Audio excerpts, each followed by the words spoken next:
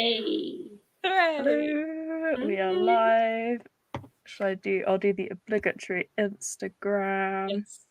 Yeah, which none of us do until we are actually like going live, and then I'm like, oh crap, people on here. Yeah, I always forget. I do it like 10 minutes before, and then I forget like halfway through the sprints. I've been on like 2 hours, and I'm like, oh, I probably should have reminded people. Yeah, genuinely should like.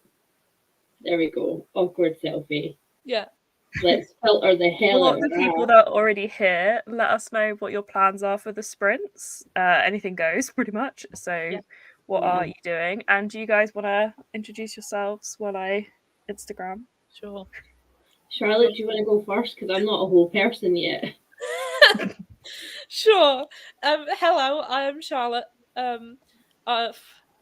I would say I have a YouTube channel, but I haven't updated it in. Okay, you have balloons on your screen. Where did the balloons come from? Random. Who had balloons? Lily. The balloons came up around me. I didn't do that. That was strange.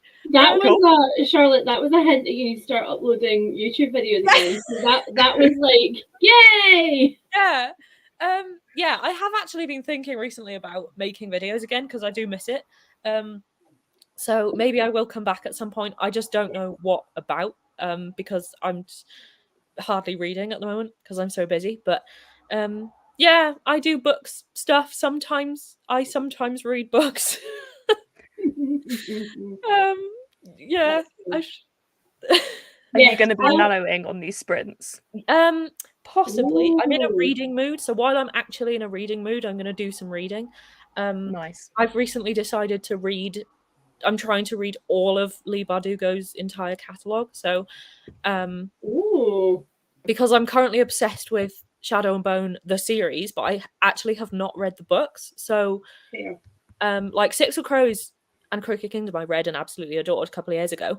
And they changed my life because I was just like, I wasn't really a fantasy reader at all then. And I read those and I was like, oh my God, this has like opened me up to an entire genre that I've never really read, and it changed my life. So I'm now working through her entire back catalogue. So I think today I'm going to be reading Shadow and Bone.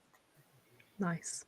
I like that a lot. So I should probably introduce myself before I start rambling about my experience with Shadow and Bone. Hi, I'm Lianne from Literary Diversions, and I'm still posting the links to the sprints on my Instagram. I've done that now. Hello. Somebody got a horn for their Christmas. We've got horns. Like, what is happening?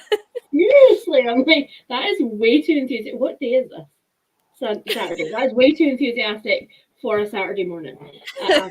Oh dear. It's breaking to you, but it is the afternoon now. Yeah, it's all going to be fine. Yeah, I talk about books that I love and sometimes books that I hate. Sometimes more of those, and put myself through horrible challenges for your pleasure.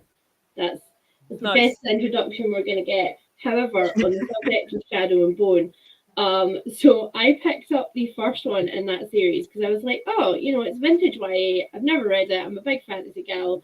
Yeah. And I was like, I probably should actually do this. I read it and I was unprepared for the amount of opinions that the internet has on this series. Oh my God, yeah, I know. And I posted, so I only mentioned it very briefly in a TBR and then very briefly in a wrap-up. That was it, 2 tiny little segments. And I got spoiled for the rest of the series on both videos by people who were like, this is not a spoiler, but, and I'm like, I'm fairly sure it is. Yes, it is. If you have to preface with this is not a spoiler, I feel like that's a bit of a red flag.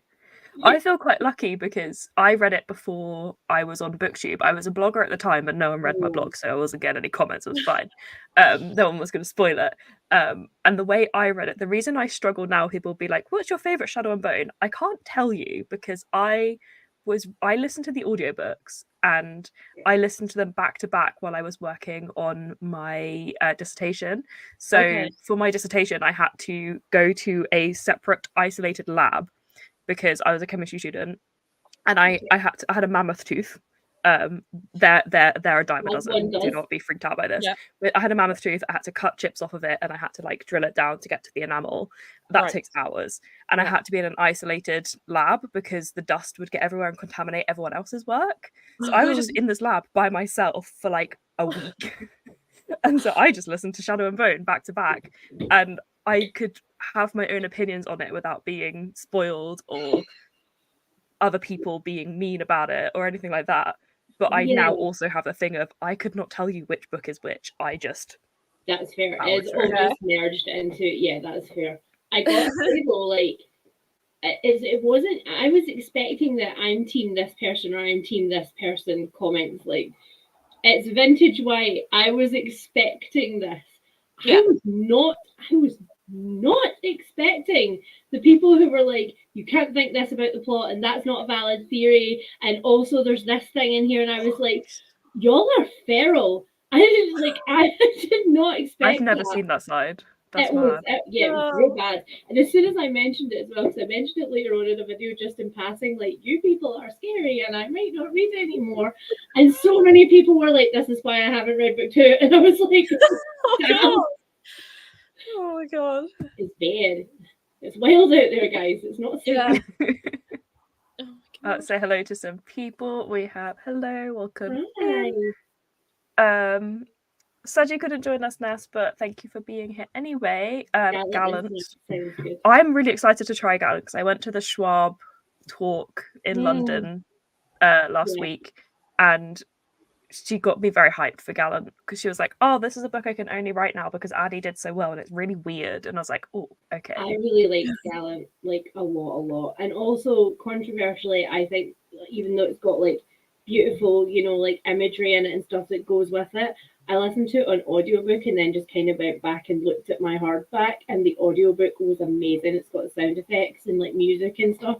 Really good. Nice. Liked it a lot. Hi, Ocean. I feel like you're always at work, Ocean. I do. Yeah. I feel for you sometimes. Ocean lives there. Yeah. That's after job too. Reading All the Light We Cannot See for one of my classes. I have not read that yet, but it is on the TBR. I think is that the one where there's a Netflix thing now out for it? I think it's that. Yeah. I There's just a saw new adaptation. trailer for it this morning, and Mark Ruffalo has a really weird accent. Oh, I didn't know Mark Ruffalo was in it. Oh. Yeah, I think it's Yeah, that. that's where I've seen it. He has a very strange accent. I don't actually know what it's meant to be. But does he know what it's meant to be? That's the real question. It's like, to start with, I was like, oh, that sounds weirdly kind of German. And then as he was speaking more, I was like, okay, no, this is just like a typical British accent, like an American doing a British accent. But then I saw someone in the comments say the characters are meant to be French and German or something. So I was just like, oh, was it supposed to be German? I don't know. It's very strange. Is it as weird as when Benedict Cumberbatch did his Southern American accent in 12 Years a Slave and just sounded alien? It's probably on par, to be honest. Because I don't know what it's meant to be. Like, I feel like in an actor's resume, more people need to be like, no, I don't do voices, as opposed to be like, yeah, I'll give it a go. Yeah. Give it a bash, it'll be great.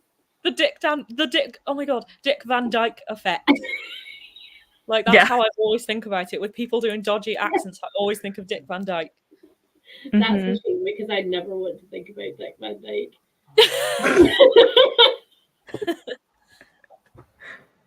Hello, Laura and Anna Veros. Finished Aurora's End earlier, so I Am Deceased. That is a big mood. I love that series. Not as much as I love the Illuminae series, but I do acknowledge that it's still banging. Their careers peaked at Illuminae, and they're never going to beat that. No. I have an arc of Aurora Rising, and like, when I remember the first time I posted it on Instagram, or like on YouTube or whatever, I had people commenting saying, "Oh my god, can you send me that arc, please?" And I was like, "No." I wouldn't even ask a friend that. Send me that arc. I'm not Thanks going so to. much. And then I've ruined any chance of them receiving it because I've written in it. So I'm just like, no, sorry. Yeah, they won't want it now. A lot. It's not me writing on it is hardly going to make it less valuable because they're not worth anything anyway. That has the same energy as the people who come to my Salt Lake on Haul videos, in which I am not very nice about many of the titles, and are like, "Hey, can I have that one?" I'm like, "Are you here for my opinion or?" Like... Yeah. Yeah, that's amazing. Bookshops and Bone Dust arrived this morning, so I think I'll start that. Ooh. That is actually one of my options for the day. I wasn't planning on it being an option, but it has arrived like 5 days early. I've got a spinny wheel for myself to force myself to do things. So we'll see if I get to read that. Cat playing with his own spinny ball wheel in the back end. I'm really sorry if that gets loud. I can't hear anything yet, actually. Oh, okay, that's good because I really can. He an asshole. Why is he in the background? He looked like he was trying to bully the other cat off the windowsill for Yeah, he fully was trying to bop Fitz. I mean, in fairness, there are two ends to this windowsill, and Fitz has chosen the middle. So, yeah. I mean, it's he was there first. Yeah, you snooze, you lose. You got it on yourself. He's like, also, I am large, so I take up lots of the windowsill. So, good luck. Maggie is currently sleeping on my electric blanket, which is not turned on. It's like her favorite blanket in the world. And I think a couple of months ago, I was hiding stuff up, and I have like underbed storage. I was like, why do I have 3 blankets out? Because I have like one blanket that's mostly decorative and green. Then I have the electric blanket, which is for obvious reasons. And then I had my third blanket, which was my desk blanket. I was like, why do I have 3? I don't need 3. I can just use the pink blanket for everything. Now I remember why I have 3. It's because she sleeps on 2. So one of them belongs to her. Please define for me the use of the desk blanket. For when I'm at the desk. Oh, okay, so it's for you at the desk as opposed to this one, which is for Fitz to take up half of my desk. No, she wouldn't sleep on the desk. She'd get annoyed. She likes to be on the bed or up high. But I'm not. Oh dear. Okay. Currently reading BFFs by Anahit Barus. I don't know if I said that right. One of the 404 Inklings. They're like they're a series. Hold on, and I will show you. Allow me to demonstrate her behind. But they're a series of like it's a small Scottish publisher. They're a non-fiction series of kind of like primer books. So they're like this size. Oh no! I've seen these. Yes, I have one. The Schitt's Creek one. Okay. Oh, okay. That. I have opinions on that book. Really? I love the premise of it, but I have opinions on that book. Yeah, so like I read this one this year maybe on Loving Male Survivors. Yes, you did. I remember you talking about this. Grief in Studio Ghibli. The Queer Revolution of Schitt's Creek, and then on Adult Adoptees, and I have more, but this was the pile I lifted. But they're actually really interesting. And oh my god, that's amazing! And because they are so tiny, they cite quite a lot of their sources at the end. So then there's tons more reading you can go do after them, which is why I like them, because it's kind of like a tiny guide too, with a very specific focus. And now those books are on my desk forever, and I will never put them back. Yeah, the Schitt's Creek one I want because it's written by Emily Garside, who has just written the Queer Aliens, the Russell T Davies book. Yes, that I'm seeing everywhere that I desperately want to read. Yeah. And I'm also real good. Me and my friend are interviewing her on our podcast in a couple of weeks, so that's very cool. Oh, that's lovely. Well, it's awesome. A very quick read if you want to do that. It's a very, very quick read. Yeah, it's real good. And I adore Schitt's Creek. Like, it's my favorite thing ever. Yes. So. I have asked you. Apparently, it comes. The balloons were from a hand gesture. Is it because I did this when I was taking a picture? Oh, there you go. What happens if I do a heart? Does it need to be the? Does it need to be the? How do you? Does it need to be that one? I don't know how to do that. Yeah, that one. The one that the cool. Or this one? No, it doesn't like the heart. Or does it need to be the K-pop heart? I don't know how they'd tell that one. I don't know Must have been. Does it need to be, like not on you maybe? But I'm not allowed to, apparently. Okay, Rejection. that's really random. But we solved the mystery of the balloons. Yes. You know, one thing that blew my mind recently was when I was watching a YouTube video and someone at the end of their YouTube video said, like the video, and then the like button lights up now. Like the like button that's a new underneath the video feature. lights up. I was like, what the heck? I saw it and I was If like, you- whoa! If you say like, subscribe, or share, those buttons will light up, but you can only do it like 3 times per video, so you can't like spam it throughout your video. But it blew my mind. I was like, did I just make that up? Like, was I just? I also noticed that in like the description section, there's now like little icons for all of your socials. And I haven't I don't know how people have achieved this, and we'll probably have to look at that later. But yeah, did not know that this was a thing. Yeah. I haven't I don't make videos for a while, and then the whole platform is like like everything has changed. Yeah, they do change a lot, to be fair. I'm now going to Google reading to see how we do it. Tress of the Emerald Sea. Nice. Putting together a list of books for a school who have a grant for their library. Oh, amazing. Total of 6,600 euros. Wow. Nice. That's a lot of books. I've recently had a grant for my library too, so maybe it's just a time for library grants. But I had £1,500, which isn't as much as 6,000 euros. That's amazing. But still, £1,500. I've been like, I think I put together a spreadsheet of something like 200 and something books, and I've currently got up to, I think, £900. So I still have like 600 left to spend. To be fair, books are cheaper in the UK as well, so £1,500 would get you a lot more books than 1,500 euros. Yeah, so like I'm getting like expensive graphic novels and stuff that I'm very excited about, because I'm just like, I thought I'd rather, I'm like spending the money on books that we'd never usually be able to afford. So like graphic novels, like manga series, I'm getting like the starts of like manga series and stuff. I have so many kids who love manga. Yeah. So like I'm getting loads of manga in because they're quite expensive. Yeah, and it's very exciting. I'm just like frivolously putting together this spreadsheet of like my dream book list, and I could actually buy them. Very excited. Also with manga, like there's so much cheaper to buy the whole series in one go, or like a block of them in one go. But in order to do that, you have to have the cash to do that in the first place. Yeah. You know? Yeah. It's why I stopped reading manga, because I was reading Attack on Titan. And it was when I was a teenager, so I couldn't afford to buy a box set. And so I was buying them one at a time. And then I did the maths on how much I would have to spend to buy them all individually. And I was like, nah.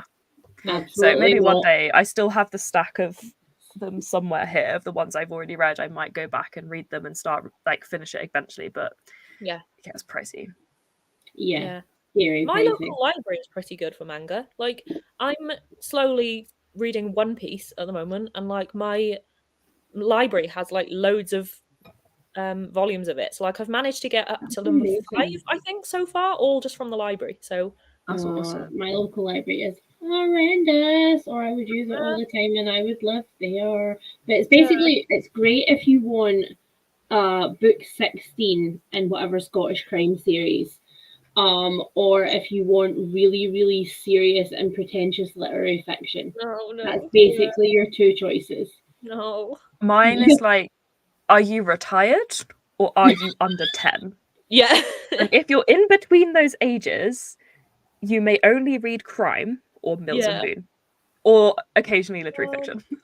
There's an amazing kids section, and there's loads of like old people coded books like Mills and Boon, and the war books with the lady facing backwards covers, all of those. Loads of those. I've got a pretty decent large print selection these days, but they're like in betweeny bit, which is fair. You never really see people of the in betweeny ages there, but libraries very old people. I feel quite lucky with mine. Like my library has a whole YA YA section. Like it's that's amazing. And it's like every time I go in, they've got actual like new YA stuff in, like really recent YA stuff as well.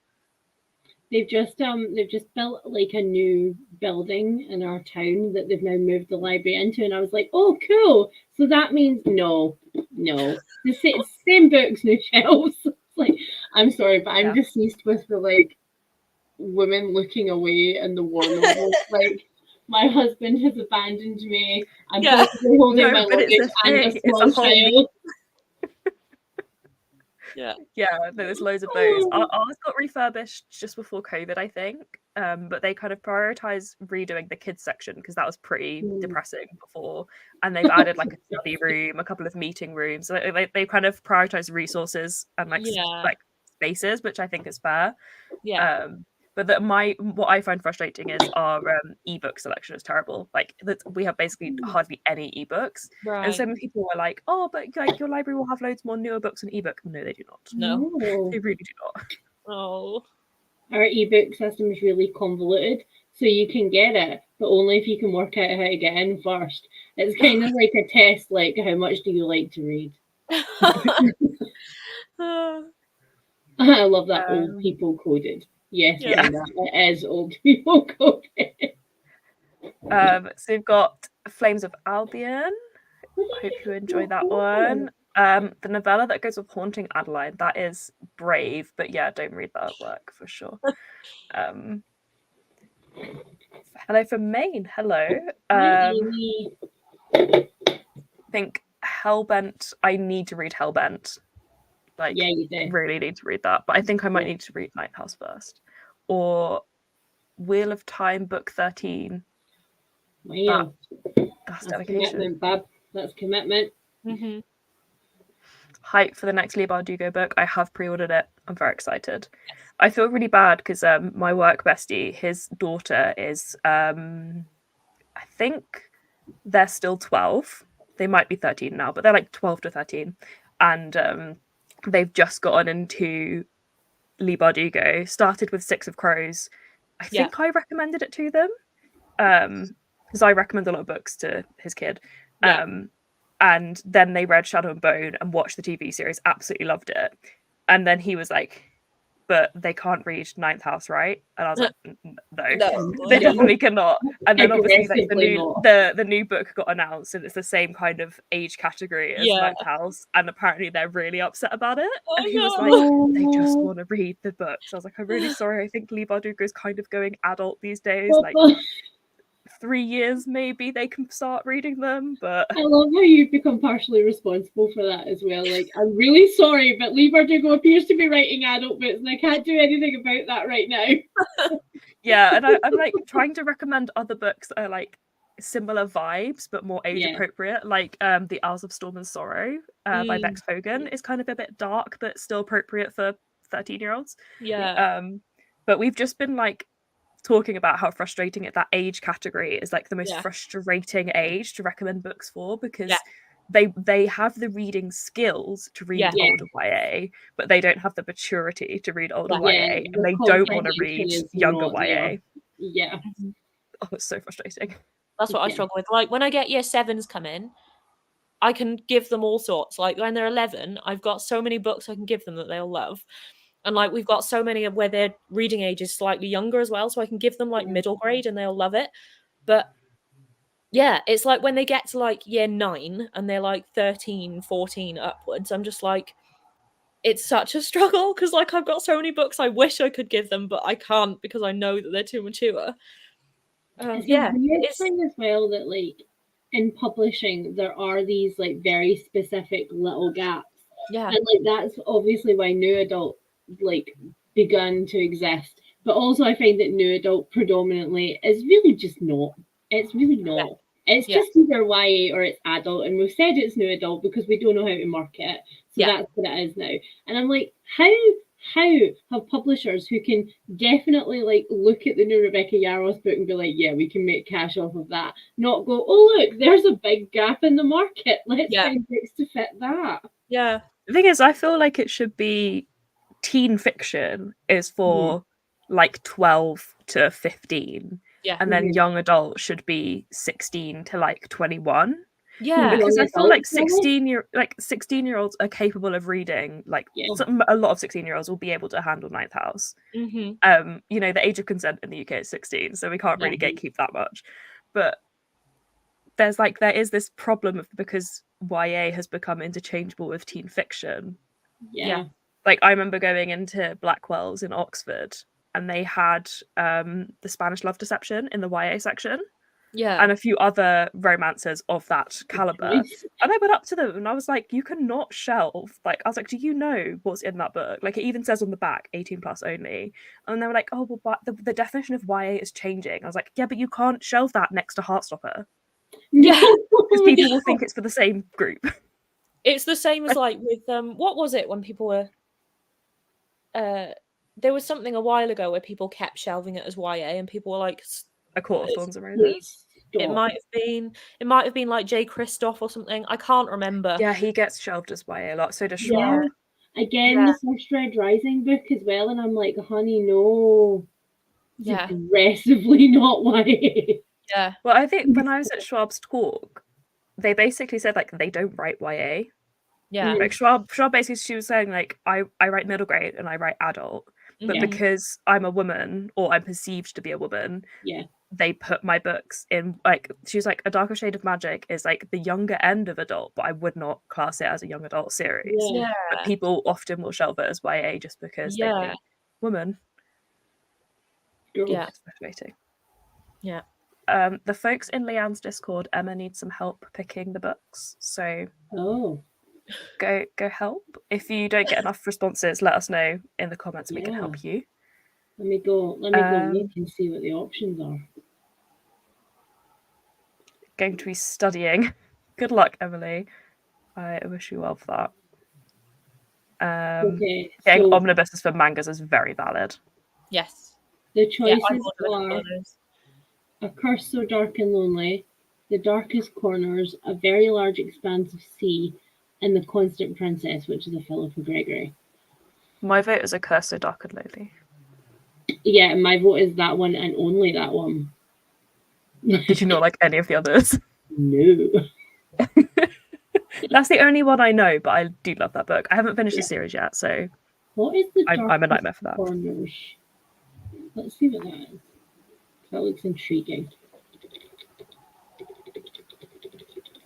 Oh, okay. 350 titles is about 4,000 euros in this library stock. That's pretty decent. Yeah, like I've ordered, I think maybe around, don't think it's 200. I think it's something like 180 or something, and I'm up to 1,000, pretty much. So, do you have to pay like retail price, or do you get like a discount for ordering? No, I'm using Browns, so it's like sort of they provide, it's like discounted books for schools. Nice. Yeah. Okay, I'm voting for The Darkest Corners by Cara Thomas because the premise starts, there are ghosts around every corner in Fayette, Pennsylvania. Tessa left when she was 9. She's been trying ever since not to think about it and about what happened there last summer. Like, that's getting my vote. I still vote Curse So Dark and Lonely. It's okay to be wrong about things, Lily. Just keep telling yourself that, Liam. Okay, let's do a sprint. Are we happy to do spinny wheel for length? Yeah. Anything goes. Right, let's make sure I do this right this time. It's because I swear every time I do it, they change the sharing. I was also going to say, unlike me, who literally presses the wrong button every time and sprints like twice a week. Well, I'm like very hyper aware of it because a few weeks ago we had an all hands at work where the head of department accidentally screen shared the spreadsheet that said who was getting Lego. So, so you know, I'm trying to be really careful because that was traumatizing to watch. And yes, that meeting was recorded. Damn.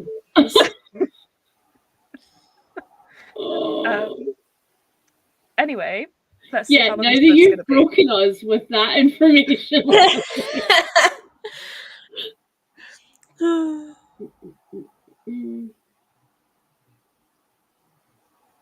Okay.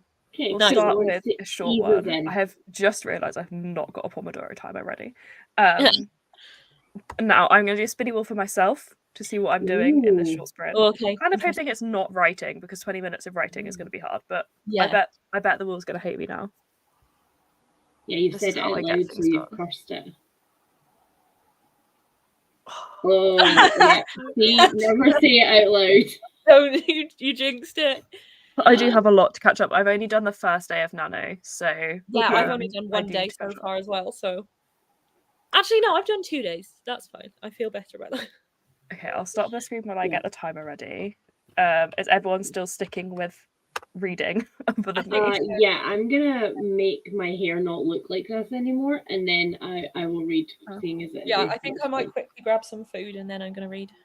Oh yeah, you get Nice. tea. That's a good idea, Charlotte. Okay. Very good idea. Trying to make sure this doesn't blast everyone's ears with the timer. Okay. Right. Let's do share screen again and hopefully get it right. Cat found a bug. Nice. Okay, we'll start with a 20-minute sprint and then we'll catch up with you guys then. Cool. Bye. Bye.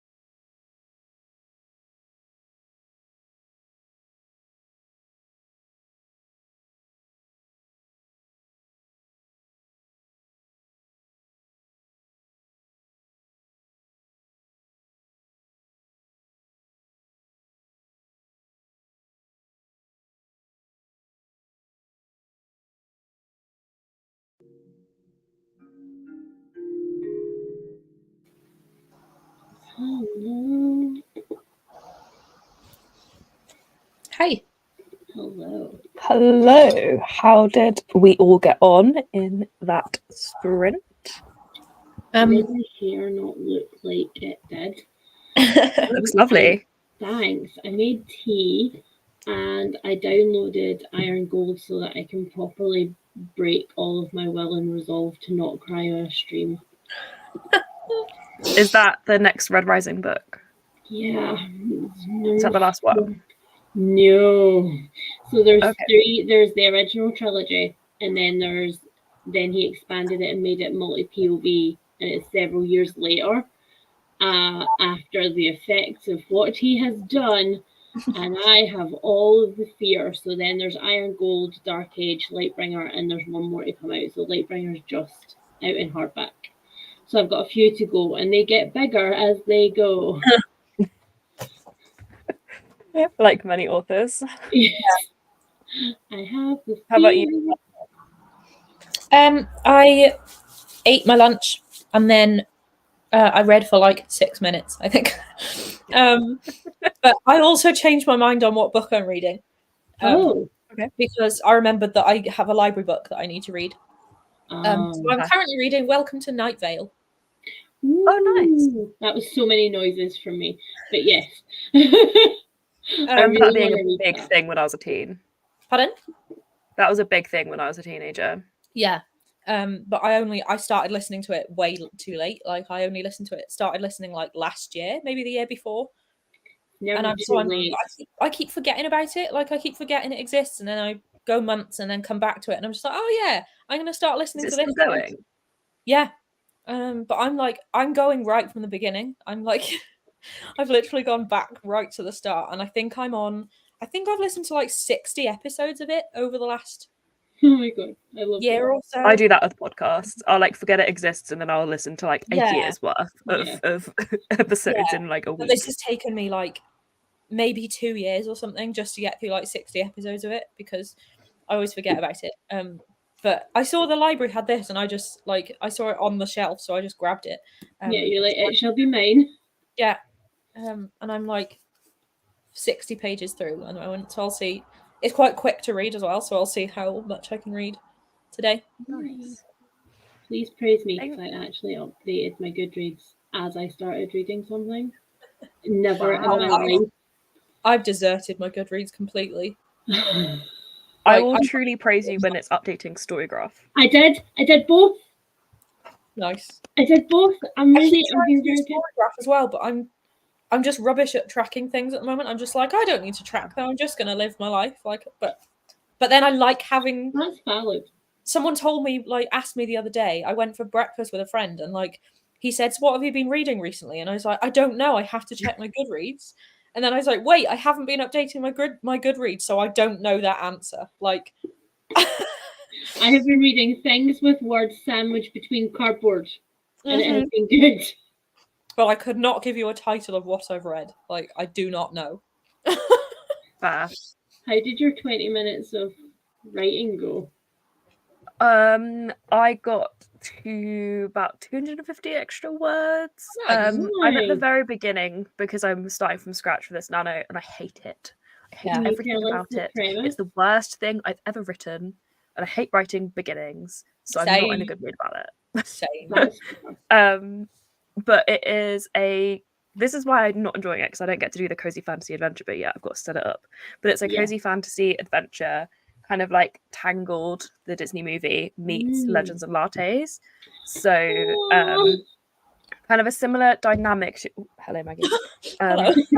A similar dynamic to the main characters in Tangled, and kind of a similar adventure style vibe, but with the sort of world of Legends and Lattes, and kind of I'm going to try and stick to not traditional D&D races, because ew, but like that style of like traditional fantasy races of like orcs and elves. And do you mind? No, Mama, I do not mind actually. But at the moment, I've written the world's worst prologue, which I wrote on the first day, and so now I'm just trying to get chapter 1 to like the end of kind of, okay, we're gonna go on this adventure. Like, it's the main character it's hard to explain because she needs to ask for permission to go, but she's an adult. So the world building that I've made is, rather than it being kind of like your parents own you until you're married, it's kind of like when you are part of a household, all the money is pooled, and the household's money. You don't have any individual wealth in this like enclosed utopian city. And so if you move house, the money is split evenly. If you like leave your parents' home and move in with someone else, you take a portion of the money with you. But if you leave the city, it is up to the other people in the household whether they give you any money for that, because they don't have to. And so she's got to convince her parents to let her go on this adventure and give her some money to fund it. And so that's kind of the setup I'm doing at the moment, but it's boring. Just want to go on the adventure. Yeah, my sister's trying to write fantasy at the moment, and she said that her struggle is that she could world build for days. Like, she could literally sit there and just bullet point things about the world for days. Yeah. Like, she said that she was thinking about this scene where like her main character is, I think her family owns a bakery or something. So she was my main character's family owns a restaurant. She was like baking something with her uncle, and then she was just like, wait, I need a recipe that they would bake in this world. And she sat there and in 2 minutes just reeled off all these details about, it's this bun and it has this in it and it has these qualities, and she can do this for days. Like, she can world build immediately off the top of her head, but then as soon as she tries to write, she's just like, I can't write. I don't know words. My issue is that I end up telling myself the story in my head before I've written it, and then there's no urge to have to do that anymore. Yeah. Because I have a very clear vision of like certain scenes, and I just want to write those scenes, but I could never be a writer that writes out of order, because I need to see the characters progress to that point to be able to write that scene properly. And so I just need to get there. But I at the moment, I'm very aware that it's very info dumpy, because I'm not very good at world building on paper. And so I'm kind of info dumping at the beginning, and then when I edit later, I'm probably going to try and see what needs to be said at the beginning and what can be done. Realistically, your first pass should be a mess. Yeah. And this is what I keep telling myself that, but then I find even though I know that, it's hard to motivate myself, because I know I'm going to write something that's awful. Yeah. I mean, I feel like though the best bit, the most fun bit, is where you look back at it and you're like, okay, this is terrible, this is terrible, this is terrible. Ooh, this is a golden gem. Look at this.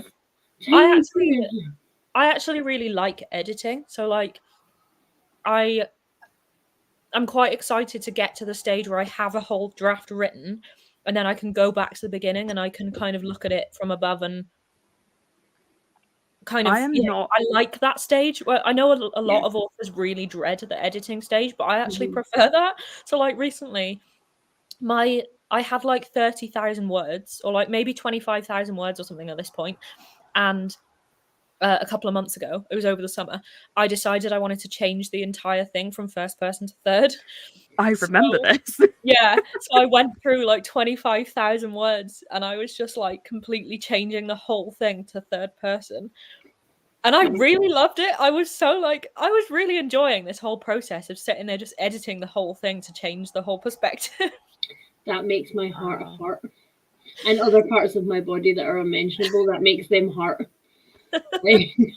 I decided very early on this was going to be third person, because I want it to be like dual POV, but third person dual POV, because I don't think I could get into the head enough of my two characters, because they're not autistic.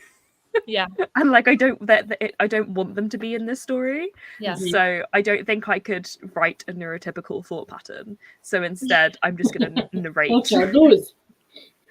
Yeah, exactly. Yeah. Welcome in to some new people who joined us. 25 pages is very good for a 20-minute sprint. Yes. Nice. Starting Fourth Wing. Good time to start Fourth Wing, because the next book comes out next week, I think. I can't remember. I got an email from Waterstones though, being like, "Can you not We're not beginning this again. Lianne, I feel like you're bad vibes for Maggie. Whenever you're on sprints, she just bites me. It's my vibes. It's not bad vibes. It's just my vibes. Like, Mama, must you, Mama?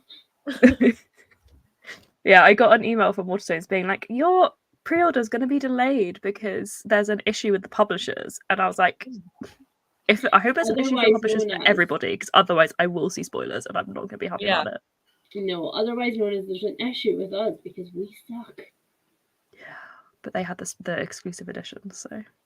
Yeah, they do. I mean, I'm not going to stop shopping with them. I'm just going to shop with them and complain. Yeah, mood. Also, the point system is pretty sweet, so yeah, that's great. Especially when you take your mother and she buys Christmas presents for people and doesn't care about things like points, cards, and stuff. Oh, nice. Yeah, Tom always gives me his points if we're together. It's great. I love that. Although now that you're saying 15 pages is good. They sent me an email about a pre-order that I think my payment bounced, so I better go fix that before they cancel it. Oh, oof, yeah, that's the worst. Got some homework to do, but a million books to choose from, but want to reread The Hunger Games. I support a reread. Sometimes that's what you need to do. Oh, I've just started the audiobook of Ballad and Songbirds of Snakes yesterday. I dropped that off to my friend yesterday to borrow. I'm not going to read it because I have been informed I should not because of my triggers. So I was like, friend, you want to read it? Have it. Yeah, I'm not going to read it because I feel like my enjoyment of that series kind of went down per book, but the first book is still a perfect book for me.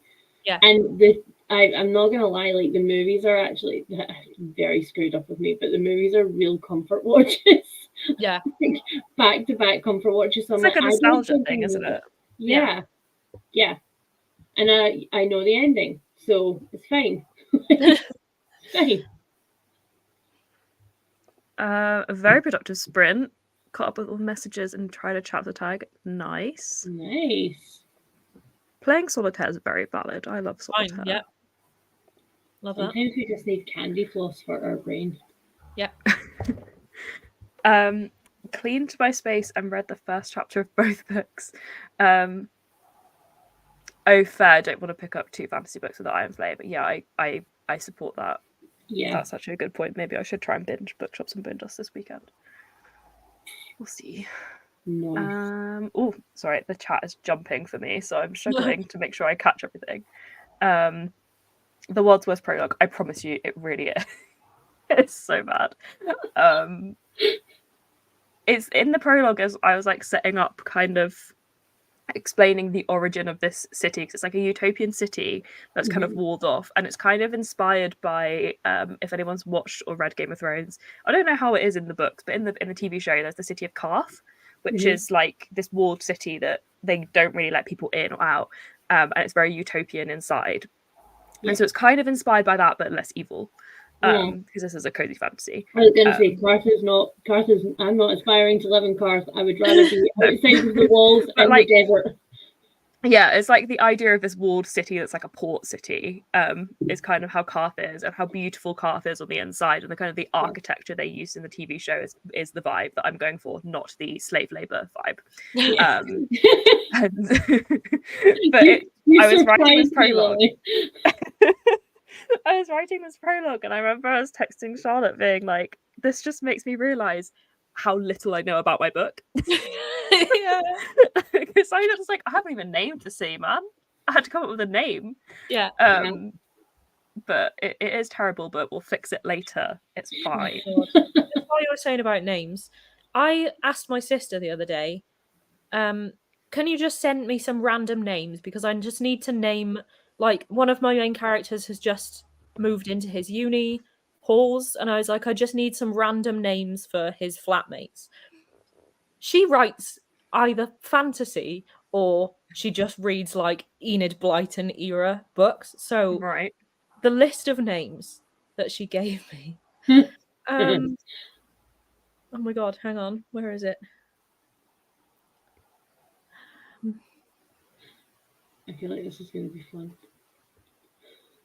God. Zebediah, Ernest, Great start. Ernest, Willow, Tabitha, Rosa, Serendipity, Olive, Ambrosia, and Bet. And I was Bet. like, I mean, there's I people that love you could use it. there. Willow. Thank you. And then he then said Jaden, and I said I can't have Jaden because I already have a character called Jade. Like I can't have a Yeah. Jade and a Jaden. Yeah, No, that was it's, so okay, funny. okay. Brief pause. Okay, my cousin is called Jordan. His Yeah. wife is called Jade, so they Yeah. named one of their children Jaden Nice. because it's Jade and Jordan. It's like my grandparents are Don and Anne, and then they have a daughter called Donna. It's Don and Anne, but Anne is like backwards, and yeah. Oh, if Tom and I did it, it'd be Tilly, and I'm not here for that. Or Lom. And then she said, okay, Caden, Hayden, and I said it's the aid sound that's the problem because Yeah, not the J. Like it's not the J that's the problem. I mean, the J also is a problem because I for some reason I have loads of characters that start with J, and I was like, I need to change this. This is a problem. And then she said Squaden, and I was like, what's Squaden?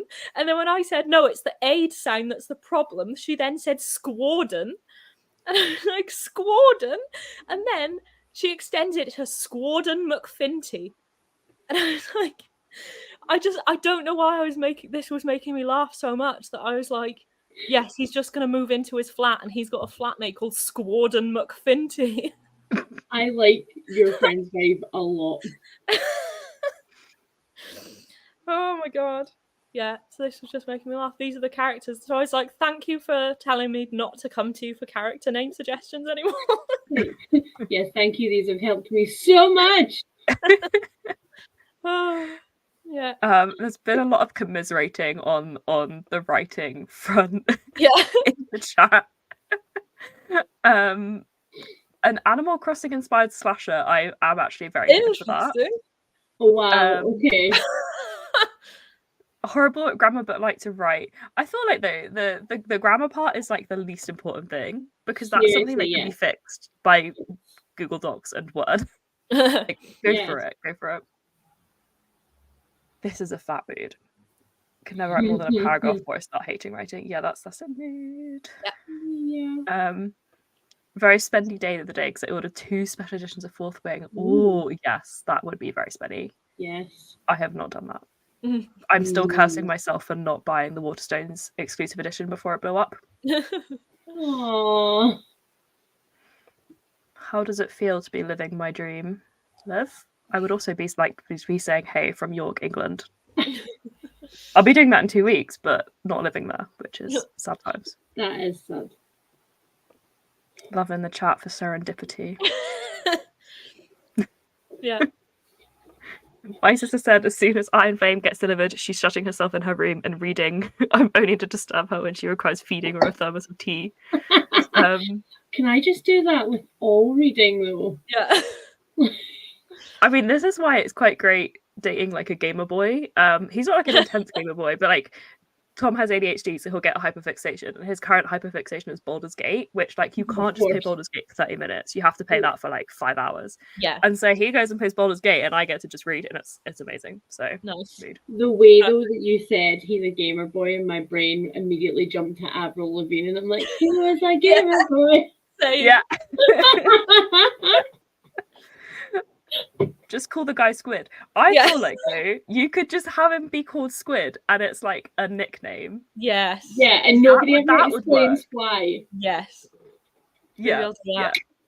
I feel like Squid as a nickname that never gets explained is better than oh my god, whatever it was that she was suggesting. Yes. I mean, I think because he's doing my character Thomas, he's doing a music degree. And he sort of, at the moment, he's kind of in his loner, miserable stage. And I want him to like, he still feels like he doesn't really have his people, but I want him to like start his course. And like, there's this guy on his course that he just like, he's like, oh my God, this is my person. Like, where, but just like in a completely just, platonic, like, this is my crew kind of way. Maybe he should be Squid because like this other guy is also like Flea. Yeah. This other guy is also kind of like a loner, so then they're just like, we can be loners together. So That's maybe adorable. I feel like he should be called Squid, and it's just like it's never explained why. Yeah, I'm doing it. Love it. There we go. He could write a song called Squid and it's about his BFF. Yeah. That's the comment. I love that. Yes, I love this so much. Thank you, I feel Chuck. like he should just write it should be like a marine biology song and singing about squids. But it's not actually facts about squids, it's facts about his friend called Squid. Yeah. See Charlotte disappear, like they've gone running for a notebook. Yeah. Taking a screenshot of this chat. Yes. I like it. Megan has also of Iron Flame but hasn't read Fourth Wing yet. That's risky though, because I do know people that didn't like Fourth Wing.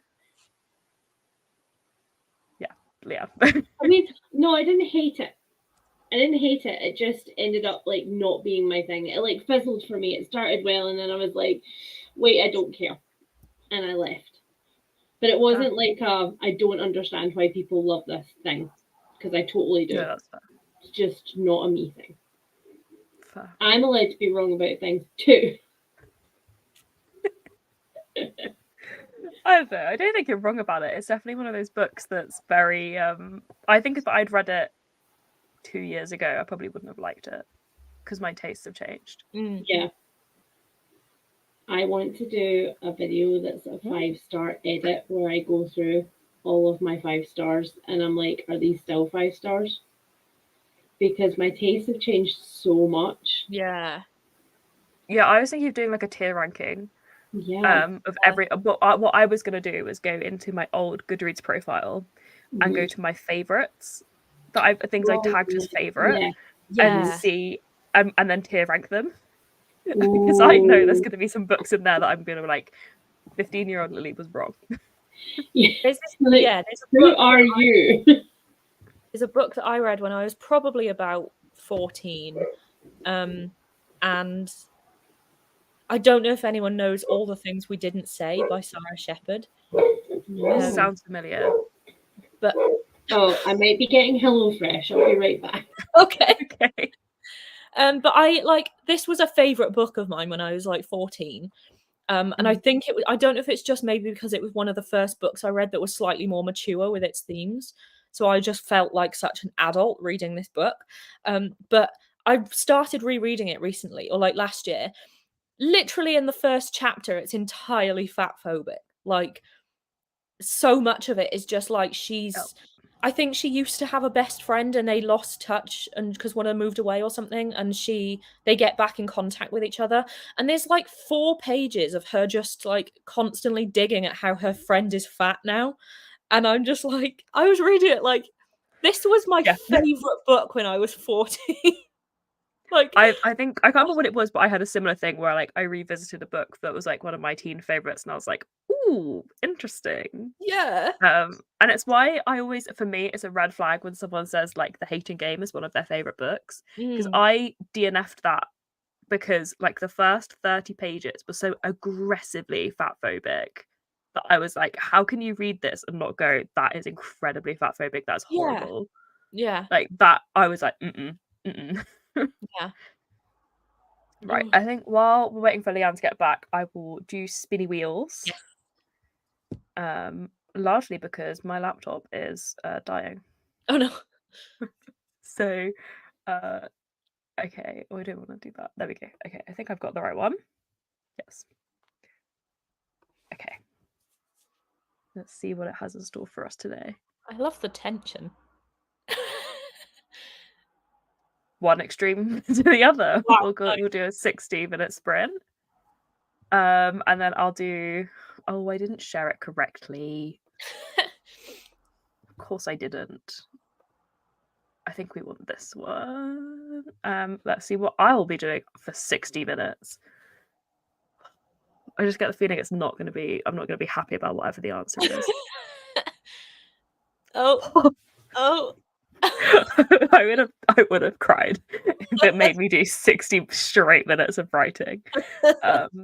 Okay, I'll be reading Bookshops and Bone Dust. Are you happy with this?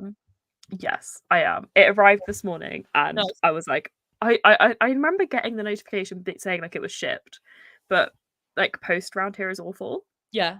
So I wasn't expecting it to come so quickly. So I was very excited. Nice.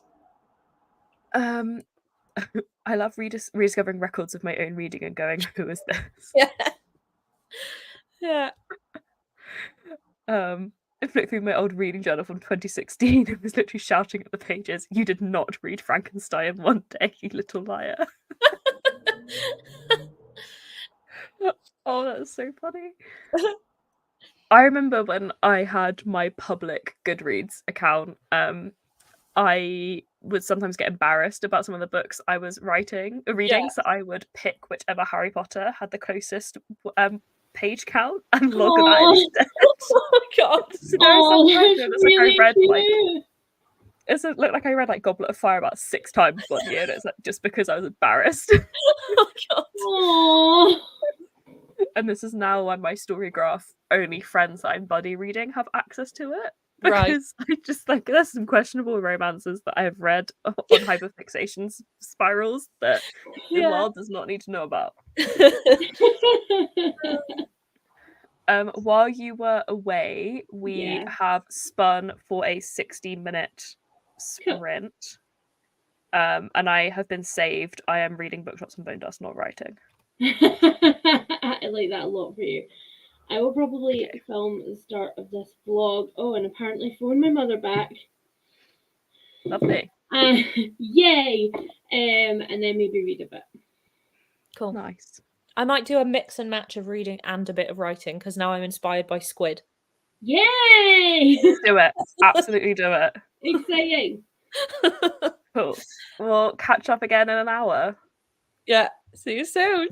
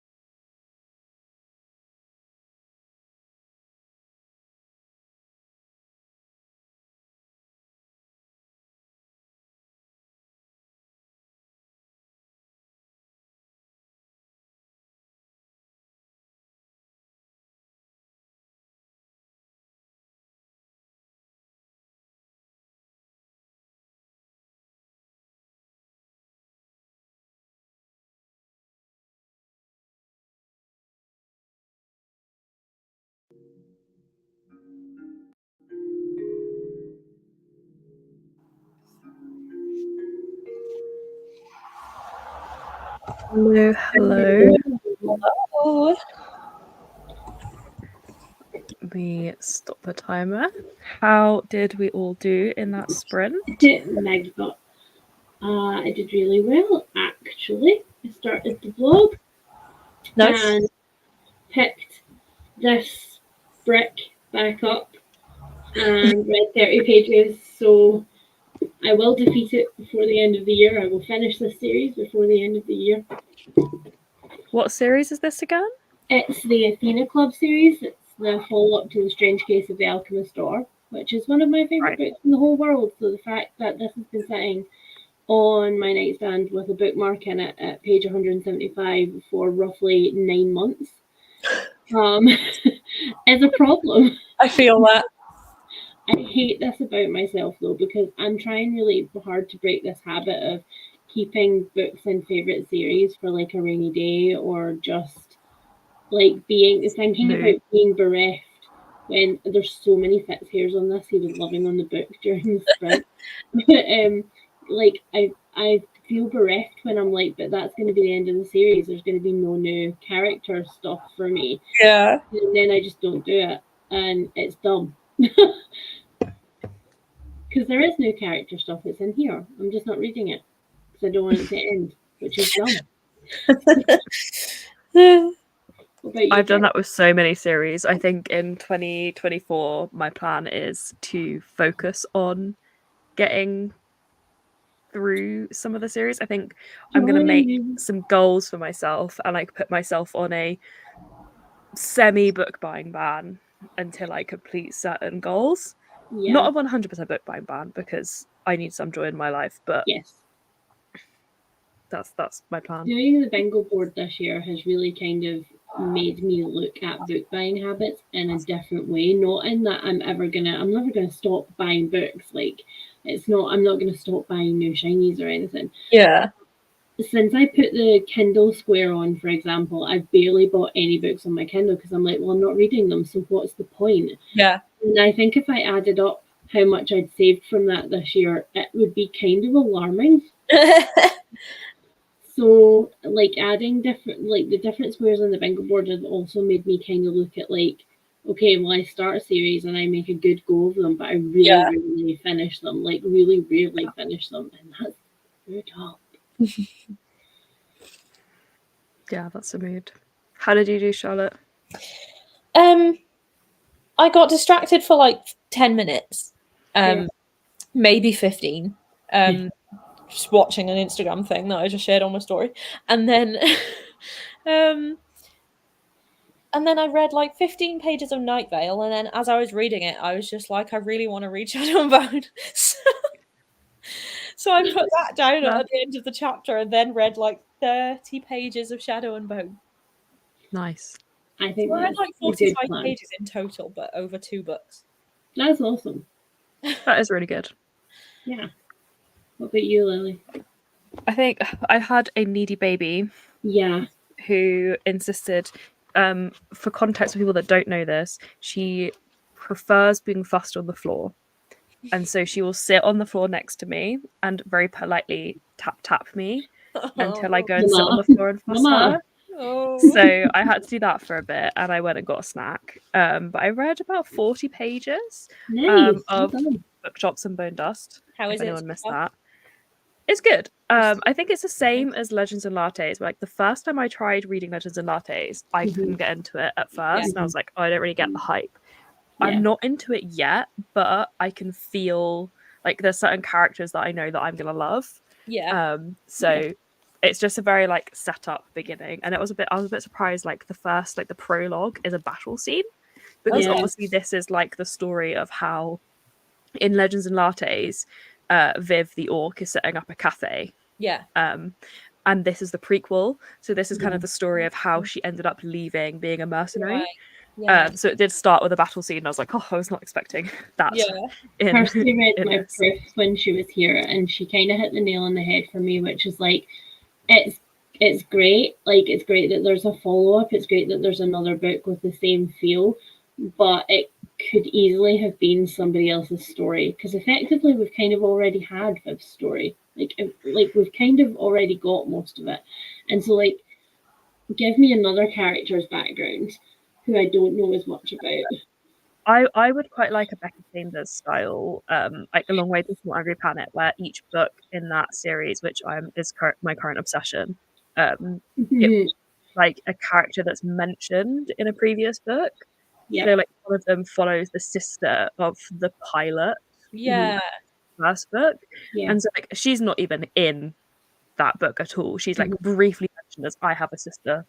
And then this whole book, she's one of the main characters. And I think that could be a good way to go. But I don't I think what I'm struggling with at the moment is this one. I know there's a romance element to it as well. And I find it really hard when you know Legends and Lattes has its own romance.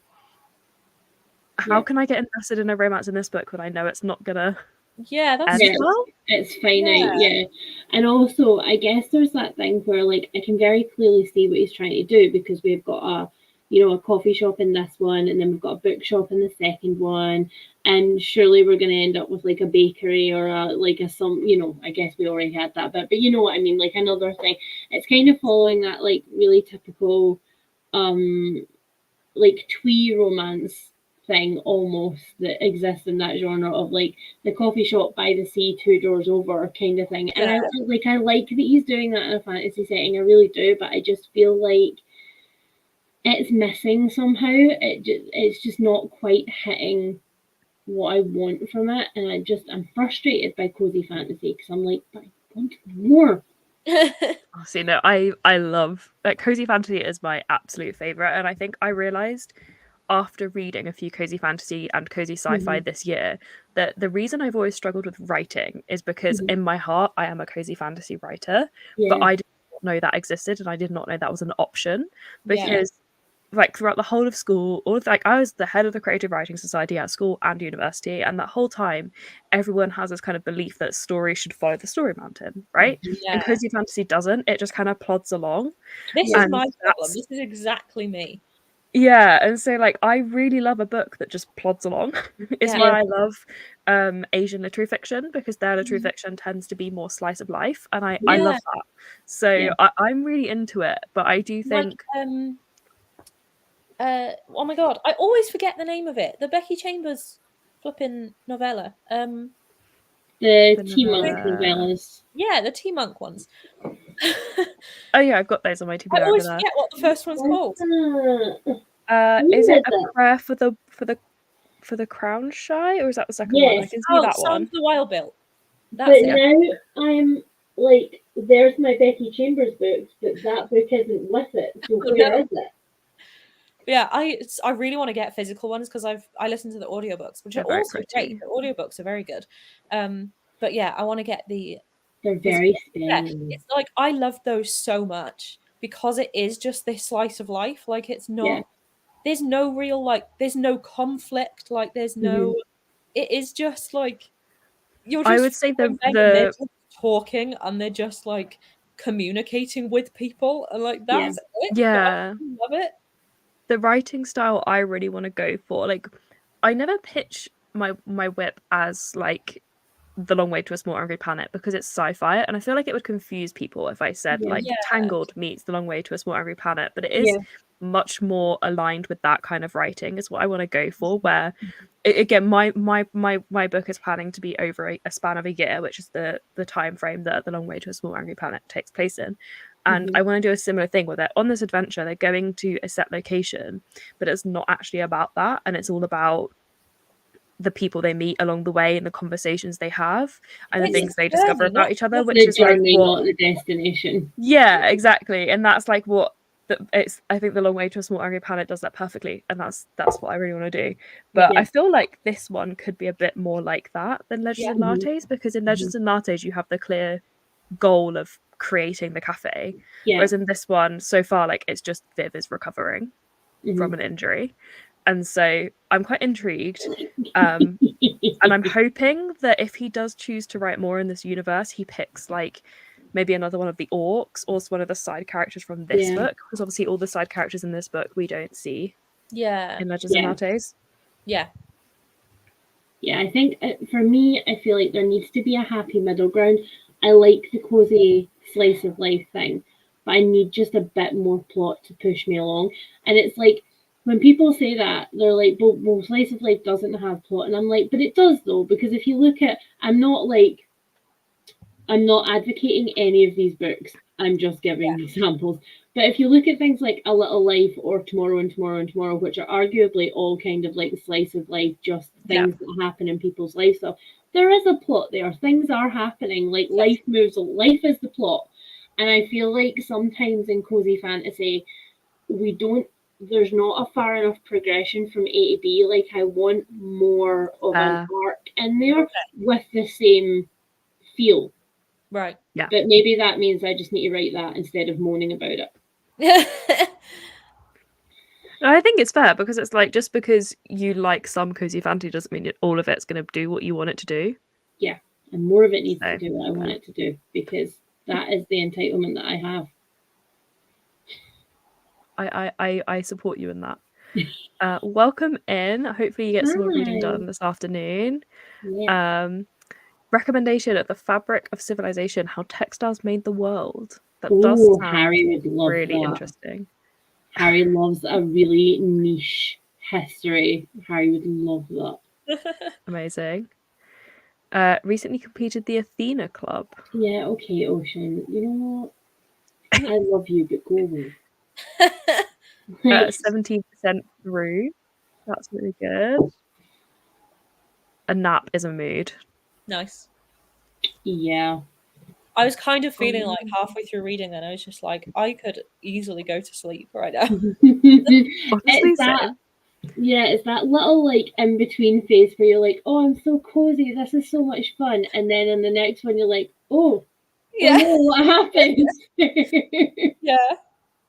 Yeah, I only read 40 pages as well, because I kept like zoning out, and I had to keep going back and being like, what did I just read? I also think a 60-minute sprint is weird, because I'm like, oh yes, time to get settled in, I'll get beverages, I'll get comfy, and then I'm like, oh, there's 50 more minutes to go.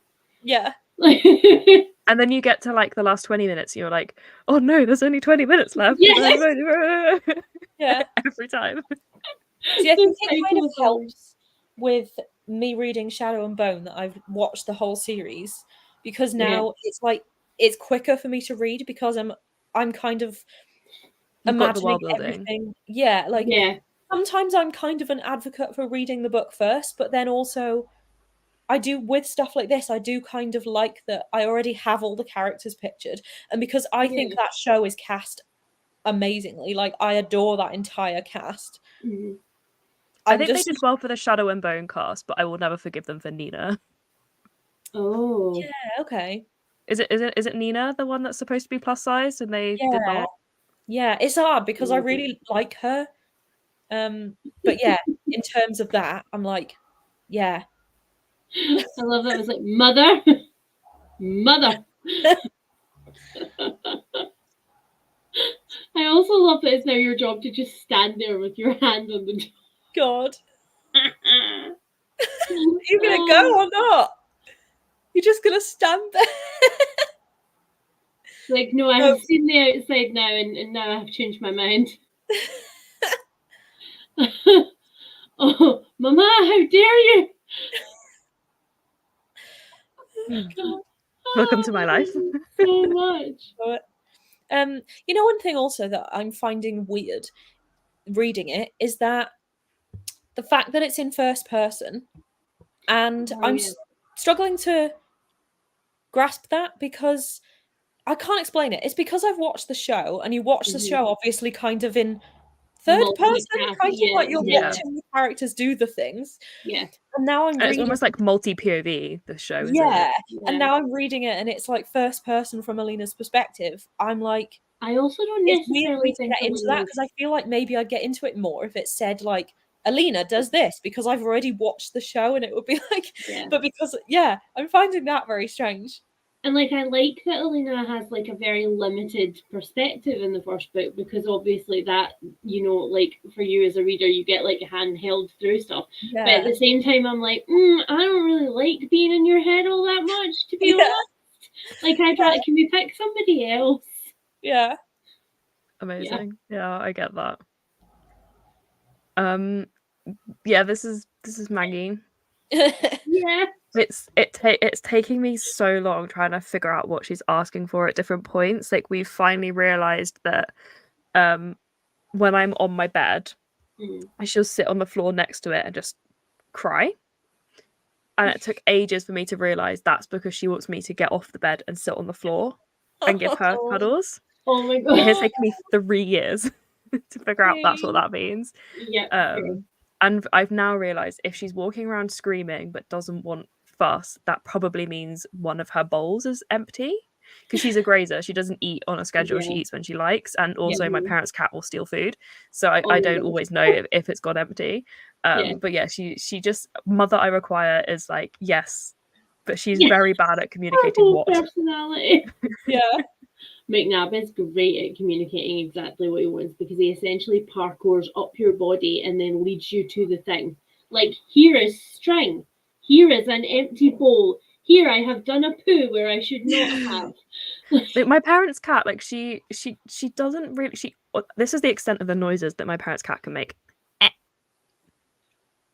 That's all she does. That's all she could do is and so she doesn't really like vocally communicate, but she'll just kind of sit there looking at you. And she's a British Blue, like half British Blue, so she's got huge eyes, and she just sits there staring at you.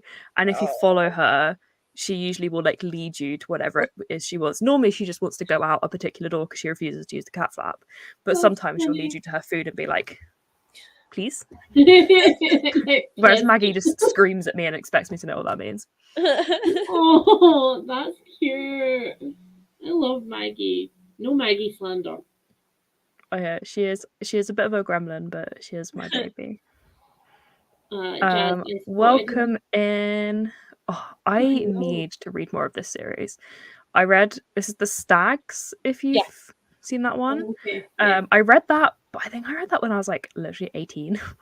So I haven't read it, but I have a kid in my library who she's in year 9, and when she was in year 7, we took them all to like Emma Bennett was at the school down the road from me doing an event. So they invited our school along. So we took a group of them down, and she she always takes this little notebook everywhere when we do these author visits, and she gets these authors to like sign her little notebook.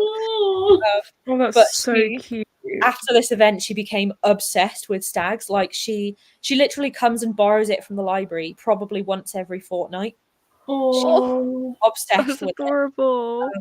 But we don't have the rest in. So in my big library order that I was saying about earlier, I've ordered the rest of the series in just so she can read. She's gonna be adorable. So excited. So that always makes me think of her. She's obsessed. Oh, that makes me want to cry. I remember I read it when it first came out, and I didn't know that it was going to be a series. I'm not sure if it was originally planned to be a series or if it just did well and they decided to afterwards.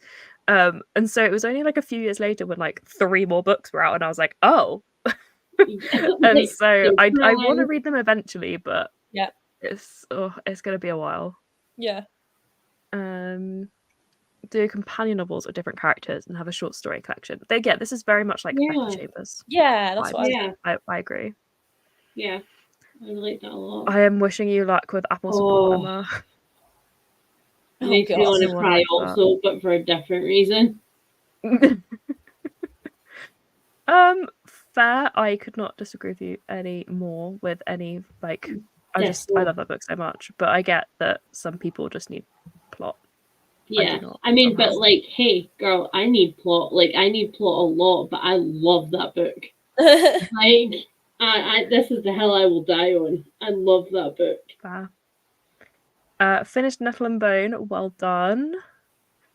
Although, did I tell you that somebody in my comment section on Instagram, I think, had noticed that I had called Sussex, as in my snake Sussex, after the character in Long and Small. But you got Wayfarer as well. Yeah, Wayfarer is the other snake. But he replied and he was like, did you call the snake after the spicy, sexy reptilian lizard? And I was like, okay, if that's all you got from Sussex's character, then we read a different book. If all you got was sexy reptile, we read a different book. Yeah. Because isn't like the whole point of it is that it's not a sexy thing, it's just like No, a and it's natural a thing. found family thing also. It's like a how we bond, Yeah. and I'm like, wow, how Yeah. we read with a penis versus how we read without. Yeah.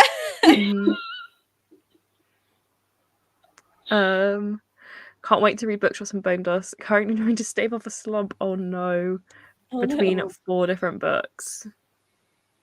Yeah, I that's mean, a just mood. come out of my October slump. I don't even want to hear the word slump, just in case. Yeah. In August, September, I made it my goal to finish or catch up on series that I'd started. Look, I feel like I horrified Lianne when I told her the number of series that I have currently ongoing that I have not finished. That would not be possible for me. It would take me a year to catch up on every single series I've got started.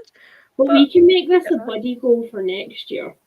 Yeah. Like reading down series books. We can make this a buddy goal because I'm on this train with you. I'm such a lover of standalones that I think when I read a I series, wish it was you, Charlotte. like I think most of my books I own are standalones rather than series. So like when I then have a series, it takes me like 6 years to get through it. Yeah. I wish that was how my brain worked though, because if I liked standalone books more, I wouldn't be in this position. But my brain is like, give me as much of these characters as you can write in your lifetime and I will read it all. I don't know when, but I will read it. Or at least I will collect it and put it on my shelves and say I will read it, which is currently what I do. That's more me. Yeah. My favourite is companion novels. I love it when I can just pick up the next book in like 5 years and it's fine. And it's not a lot of authors do companion novels. My least favourite is when, not to give spoilers, but when certain famous authors decide many years later that all 1,500 of their books are going to become interconnected into a multiverse, and I then have to actually read all of them again. No, thank you. Yeah. Like, that's the worst. Hard pass. I can't now, I'm invested. Where did we get to? Oh, we have another Harry recommendation. Oh, actually, I'm going to screenshot that. Hold on one sec. I'm going to literally take a picture of that because I will forget. Awkward picture of all of our faces, like, while we paused there. But yeah, thank you. I do not know. I will find out. 80% through 10 Things That Never Happened by Alexis Hall, and I don't want to finish it, but I do. Yeah, I understand. I feel like at that point you may as well power through because those books aren't particularly long, are they? No. But like, is it though that you don't want it to end or you don't want to finish it? Because those are two different vibes. Like, as in, like, I don't want to finish it because I don't care, or is it like I don't want to finish it? Yeah. Yeah. That's different vibes. Yeah. Mother, entrez-vous. You're so well trained. I have the amount of times I've sent to my dad. There's like a TikTok of this family that have cut like the corner off of their doors and then put hooks on it so you can like it's hinged. So like the bottom corner of a door can like hinge up almost like a cat flap, but still the actual door. And I was like, I keep sending it to my dad being like, please can we do this to my door, please? Because I have to sleep at night with like my door is open, but my door literally like you step out and it's the stairs, and that's freaky. I'm not having my door open completely at night, and also the sunlight comes in from the landing window, so I have to have it cracked open, and then I hang my hoodie on the corner of the door and like use it to block the light and stuff. And it's the most convoluted thing and I hate it, but he's not on board with chopping up the door. But in my future home or Miss Moody, we will be doing that. Realistically, if we had more sort of like interconnected space, we would knock through holes in walls and give them like a walkway around. Nice. Like that would, if we could, it's a very, very old, very thick brick house, but if we could knock through more walls, that's what we would do. Because I don't want to open doors. Like, I don't want doors and baby gates and stuff like that. Just sit up there and avoid the dogs and go where you want. Yeah, mood. Any advice for what to do when they've finished Our Flag Means Death? Oh god, I've not watched it, so I can't Oh, my sweet summer child. I'm not gonna lie, cry your face off for about 4 hours is what I did at the end of season, at like no joke, at the end of season 2.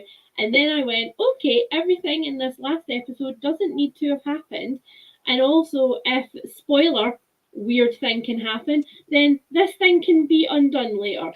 And then eat lots of chocolate and watch something that makes you happy, like season 1. Don't get me wrong, I loved season 2. Like I absolutely, I love it all. I love it all. It's perfect. So good. It's so good. It's so good. But it's one of those like fandoms that once you get sucked in, that's it. You're there for life. Like everything will be Ed and Steed in your head forever. And Izzy. I mean, it's Izzy for me. Sorry.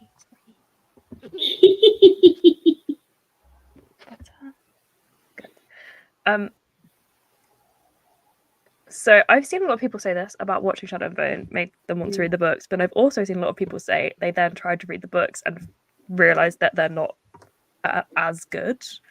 Yeah, so I mean, I'm going into this knowing that a lot of people told me that Six of Crows is a million times better than Shadow and Bone. Yeah. And obviously because I adored Six of Crows, like I'm going into that fully knowing that. But it is very weird reading Shadow and Bone, expecting the crows to show up and then remembering that they're not going to. Yeah, that's really strange for me. My biggest bugbear of the TV adaptation. They are not supposed to be weird. I don't know. It's because Shadow and Bone is not interesting enough to be adapted by itself, so they needed the crows. And I did should have just adapted Six of Crows. I did kind of like that it gave us sort of more of the crows like before Six of Crows happened. Like it almost gave us a bit of prequel to them, but then it kind of is confusing where they start blending in actual Six of Crows storyline, and it's like, but that happens. That it doesn't happen. It hasn't happened yet. Like, Six of Crows doesn't even start until like a couple of years after the end of Shadow and Bone or something like that. It's not even immediately afterwards. So then it's like, it's reduced to me. It's like reducing any chance of then being able to have any separate Six of Crows stuff. Yes, because they've already done some of their storyline in Shadow and Bone. Yeah, my thing is as well, are they going to go on and do like all of the spin-offs, so like Rule of Wolves and etc. Like, are they going to carry on and do? Is this going to be a thing that continues forever, just vaguely covering what was in the books and adding new content that the fans really want? Yeah, I get that. It's going to be interesting to see where that goes. I feel like they're going to end it. Like, I think it's going to just wrap up and they're going to leave it. Yeah. I don't think they're going to stretch it out. I just want an entire fluffy show of Wesper just going about their day. Like, that's all I want. Like, that nothing even has to happen. I just want to see them, like, going to a park and, like... Yeah, I feel like that's never going to happen in their life. I feel like they're just forever going to be getting up at antics, you know? Yeah, but I just want this alternate universe. They have a normal life where they can just go and like buy a house together and like. Aww. This is what I want. That's actually adorable. So someone was saying they didn't realise Nina from Six of Crows was meant to be plus size. Yes. She is. In the books, it's very kind of clear. She's described as curvy, and she's described as being larger than everybody else. And to give you, see if I can share a screen quickly. This is kind of the most accurate one I found online of like what Nina is supposed to look like. So maybe like some people would consider her more like mid-size and plus size, but yeah, she's not thin. She's not supposed to be thin, and it's kind of very clear that she's not in the books. And I remember when they announced the casting, people were like, amazing actress, but that is not what she's supposed to look like. And it's hard because her characterization, I think, is great. Like, I really love... She's a great character. Yeah, and like the way that she sort of acts her is great. I love it, but yeah, I was like... I really hate that for the actress in a way as well, because like that wasn't something that, you know, she could do anything about going into the role. They cast her for that role knowing she should have been plus size. So any like hate or backlash that she gets now, like directed at her is like... Yeah. Don't direct it at her. It's the casting. Exactly. She's doing a good job. Like,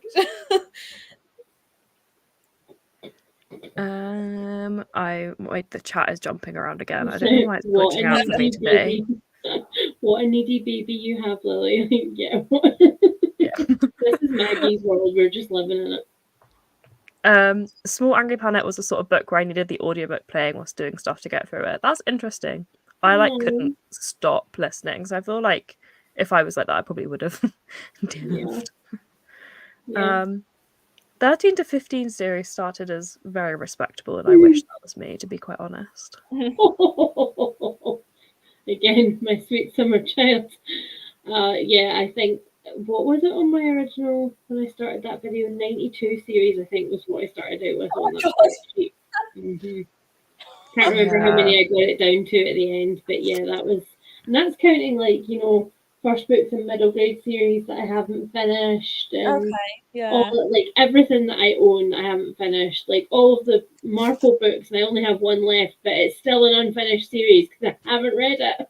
Yeah, I mean, I think if I properly thought about it and like considered ones where I might have read the first book but then wasn't really interested in it, in reading more, there's probably more of those. And then, like, I mean, there are things like, there are companion novels that I haven't read yet. So like, I really love Middle Game, Shauna Maguire.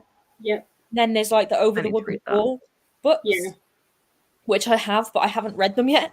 Yeah, if I properly thought about it, there's probably a lot more than I think. But in my head, I feel like I haven't started that many series. But then again, I'm looking at my shelf and I'm seeing series already where I've read the first one and I have the rest that I haven't read yet. So maybe. And once you start spotting them, just stop counting, Charlotte. It's going bad things lie there. I just won't. I just went to look, and it's got worse since I filmed my video.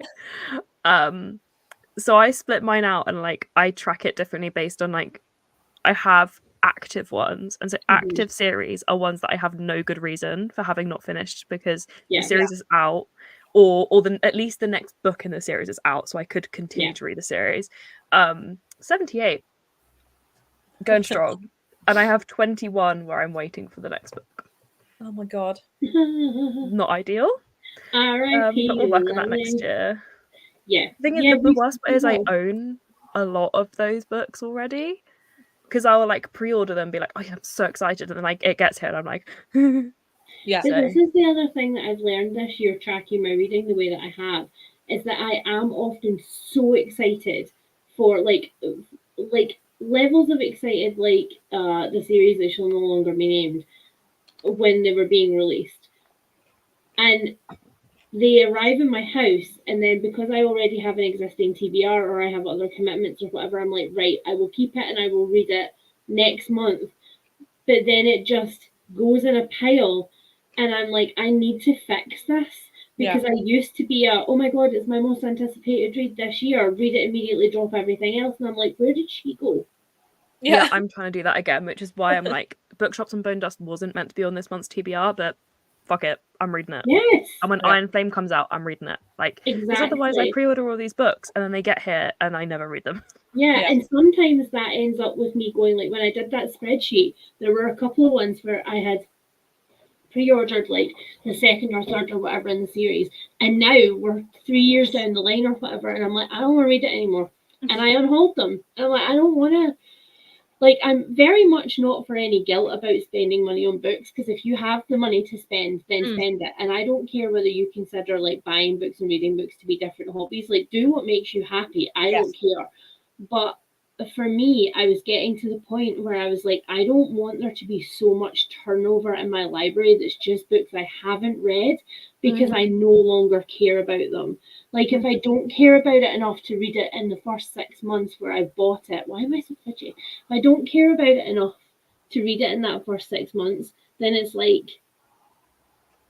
I should maybe have held off until I actually wanted to read it. Yeah. Like, Nika said that to me the other day. She was like, I don't buy books until I'm ready to read them. And I'm like, who are you? I want to become that eventually, but my current TBR does not do that. Yeah. Are you coming back? Can you just decide? I also love that kind of at the bottom of the chat is like, wow, I suddenly feel much better about my TBR. And the thing is, looking at that spreadsheet as well, so like I had 92 and I got it down to, I don't know how many. So I cleared it down by a lot. But what I didn't show anybody in that was that I had an entire tab of series not yet started where I own the first books. And like you say, Lily, it's now got worse because when I do the update video in like January or whatever for that spreadsheet, there's going to be series where I've read the first one now that are going to get added. Yeah. So more cuts are going to have to be made. What I'm trying to do now is if I start a series, I finish it, which is not going amazingly well because according to that spreadsheet, I've started 21 this year and only finished 8. But like I'm allowing myself, if I feel like I want to read more books, and I say I only have book 1 and I pick it up and I really love it and I want to read the rest, I'm now prioritizing like it's that's where like my book buying ban is not a complete ban because I'm allowing myself to do that, because otherwise it's just a case of like I will just accumulate all of these first books in a series. And so I'm letting myself do that, and it has been helping because I did that with The Long Way to a Small Angry Planet. I only owned book 1. And I mean, I did get a bit extra. I did then go and buy the Illumicrate editions on Vinted. But I then finished the series within a couple of months. And I don't think I would have if I didn't do it that quickly, because I probably would have then like hyped it up too much in my head. Yeah. And realistically as well, what I find is that when I do let myself do this, like with Red Rising, like look, I'm on book 4 and it's only been like 3 months or something like that since I started reading this series, and they're chunky books. So I'm like, I can do it. Like I can do it when I let myself, and when I like, if I think it's because somewhere in the back of my head I'm like, you shouldn't get obsessed with that because you have so many other things you need to do. But I'm like, but why do I need to do them more than this? Why do I need to though? Who said? And usually the who is me. So it's my own fault. BookTube has made it harder. Like I feel like I have a lot more pressures now to read certain things, and like October I did a lot of trying to read for reading vlogs that never ended up getting made. And so then in November I had also planned some reading vlogs, but I'm allowing myself the space to do something else at the start, which is why like The Things We Left Behind is my other potential book to be reading today if the spinny wheel allows, and that isn't on any TBR. I have no like good reason to be reading it in November, but I want to. So I'm gonna read it, and I needed a trashy romance because I read 3 vampire books and that was a lot for me. So and that vampire vlog is not going to exist. So that's another reason why like I've really wanted to do more vlogs this year, but then I've put all this pressure on myself for them to be themed vlogs, and like that I start them and I'm like, I don't want to do this anymore, and all that work just goes in the bin. So next year I'm going to be doing reading vlogs, and they're just going to be, here's what I'm reading. Sometimes I'm sure I'd like a reading one, like themed one will creep in there somewhere, because I still would like to read some first things in series, so like you don't have to kind of thing. But for the most part, I'm just going to read whatever I want. I'm looking forward to moving out, because at the moment I live with my parents still, and next year, as long as we find somewhere, Tom and I should be buying a house and moving out, and then I feel like I can weekly vlog again, because it's like really hard to weekly vlog when you live in one room. And like I work from home as well, so I literally like some days I spend like 22 hours in here and like only go out for meals. So like it's not a very interesting weekly vlog at the moment, where at least if I'm moved out, like even now, like I share the cooking with my parents, so it's not like I can even film cooking a lot of the time because I don't cook a lot. So I'm looking forward to that, and I think that'll be better. Like, don't get me wrong, I love vlogging and stuff, but like some areas of my house, I don't vlog. You know, I don't vlog very much in my bedroom, for example, because that's just like a no camera zone sort of thing. Like, I just don't, I try not to do that. And like, you don't have any, if you've got one room and that you exist in one room, it's like, how many cute camera angles can you set up in your one room before it feels like, okay, I have nothing for myself. Hello, Kate. Welcome in. Suddenly feel much better about my TBR. I have a policy now. I never share the exact number on my TBR because too many times I have had people be shitty about it. Screw those. No. I just like, I don't want to hear that. And I feel bad enough in myself because I know I had a book buying problem. Like, it was a genuine issue. I tracked it at one point and it was bad. And so I do have a lot of books on my TBR, but now, yeah, my policy is I never share the exact numbers of anything because people just get funny about it. And like that comment was not me saying you were being funny about it. Yeah. Don't worry, Kinda. But I mean, like, people in YouTube comments are Yeah. mean. So like, I just work on like my plan for next year is I want to decrease my TBR and I'm only going to talk about it in percentages. And I'm going to say I want to decrease it by like X% or whatever. Yeah. That's interesting because when I did my I unhauled 1/3 of my library video, like I knew people were going to be like, oh my God, what's your final numbers and stuff. So I was like, fine, here are my final numbers. Here's how many I've unhauled. And I got a lot of people on that being like, that has made me feel so much better about my numbers because I was panicking. And also, but in that video, I also was very clear where I'm like, what I consider to be my library is I want an equal mix of books that I have absolutely loved and will read again and potential books. I want to walk up to my shelves and be like, oh my God, I can't wait to read that and that and that and that and that. And that's what I want. And like, numbers don't really matter to me that way. But that doesn't, how you curate your library does not affect anybody else. Like, however many books that you have on your TBR is nobody else's business. Yeah. Put in the gentlest way. It's nobody else's business. I don't like my shelves because this is my entire shelf space and I have 2 of these. So I only put books on here if they've been read and I want to keep them, or if they're like special editions and they need to be shelved so they don't get damaged. So my TBR is stored throughout my room, and that I think has helped make me realize like I do need to limit it a bit because I run out of space. But yeah, I quite like the satisfaction of I finished a book, I get to put it on the shelf. But nowadays I actually only keep maybe 20% of what I read. I only like to keep the ones that I genuinely really liked or have some kind of connection with or something. So I do unhaul a lot. I do unhaul a lot. Like my town has this initiative at the moment where some of the small businesses have bookshelves in them now, and they're free swaps, kind of like little free libraries in different small businesses throughout town. So if I'm going into town and visiting one of those shops that has one, I'll like put some on their shelf. And we have an Oxfam bookshop that I try to drop stuff off to, and I am a regular at this point. So that's so cute. Shall we get another sprint ready? Let's do it. I need to stop eating crisps. I'm eating salt and vinegar crisps and they're ruining my tongue, and I keep eating them. I was gonna say, don't keep eating them if Why you are they want, and then ruining you're your like, tongue? no, it's my mouth. You know when you get like really strong salt and vinegar crisps and you get like this rough feeling on your tongue? Do you do that?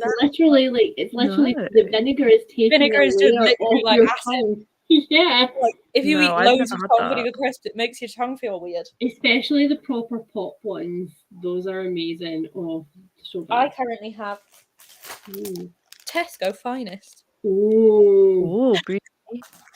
But my tongue like is have and I need to stop. Spicy. Okay, right. So we got a 40-minute sprint. Okay, nice. And then let's see what I am doing.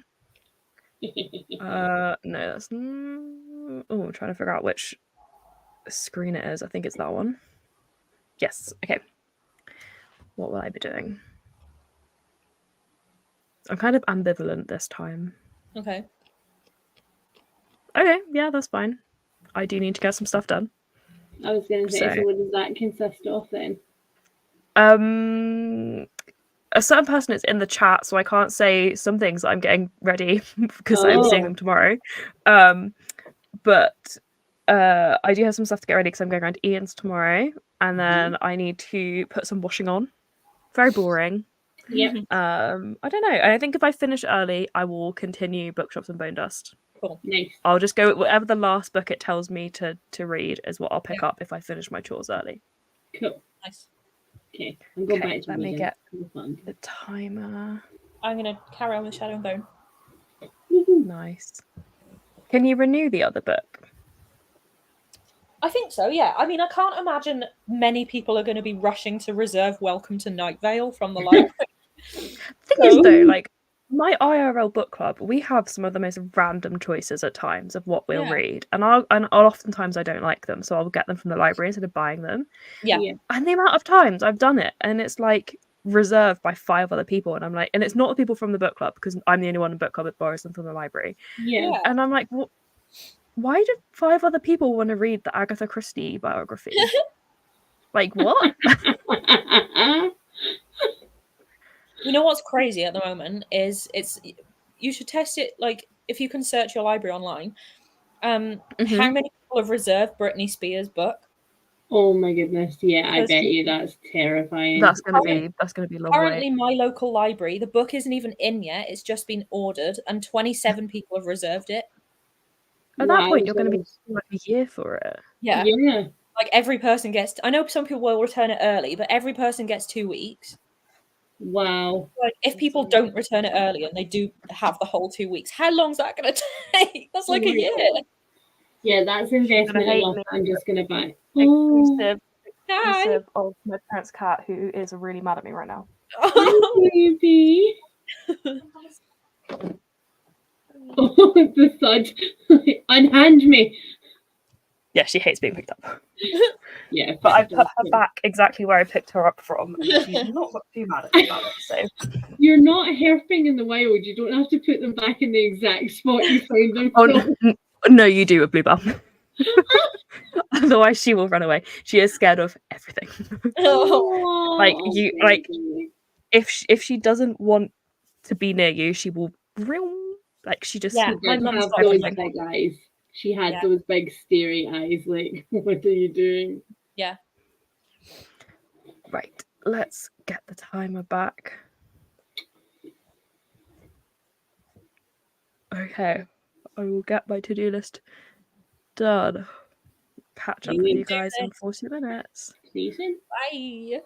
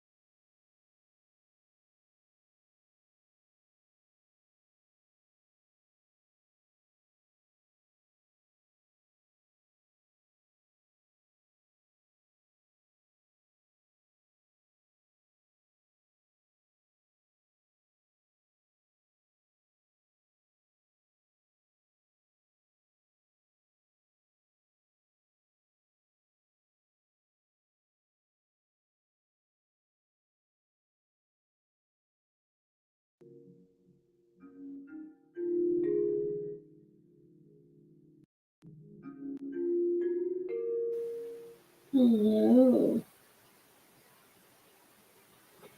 Hey. Very proud of myself. I ran for a last minute wee there and I got back on time.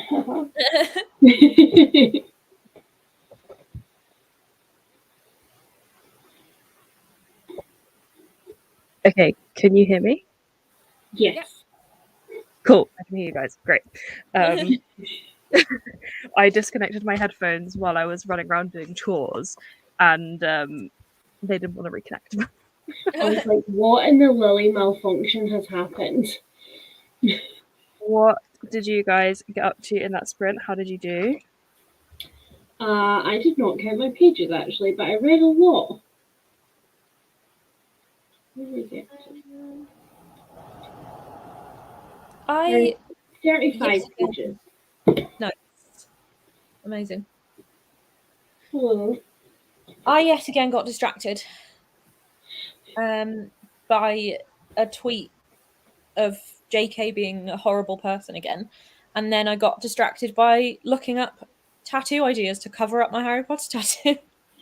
Oh, and then what I ideas have you got so far for those? I don't know. I don't have any. I need to go and see my tattoo person and just be like, how big is it? Where is it? It's this on my arm. So it's like a winged key. I just realised the time is still on the screen, sorry. It's like a winged key, and then it's got like the little Deathly Hallows in the middle. I mean, to be fair, that's very vaguely. Yeah, it's subtle. Could you just cover up the Deathly Hallows? Yeah, I think that's what my tattoo artist said to me, is that she could probably do something to like cover up.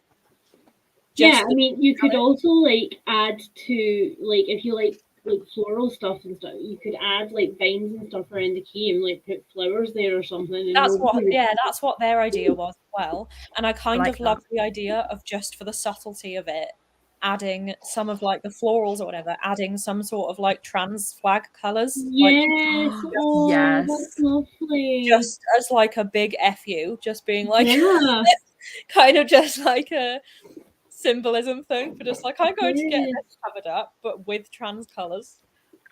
I love that. Nice. I support that. But that's what I got distracted by, and then I think I read maybe like 10 pages or something, so I didn't read much at all. But you did get delicious juice. Yes, I did.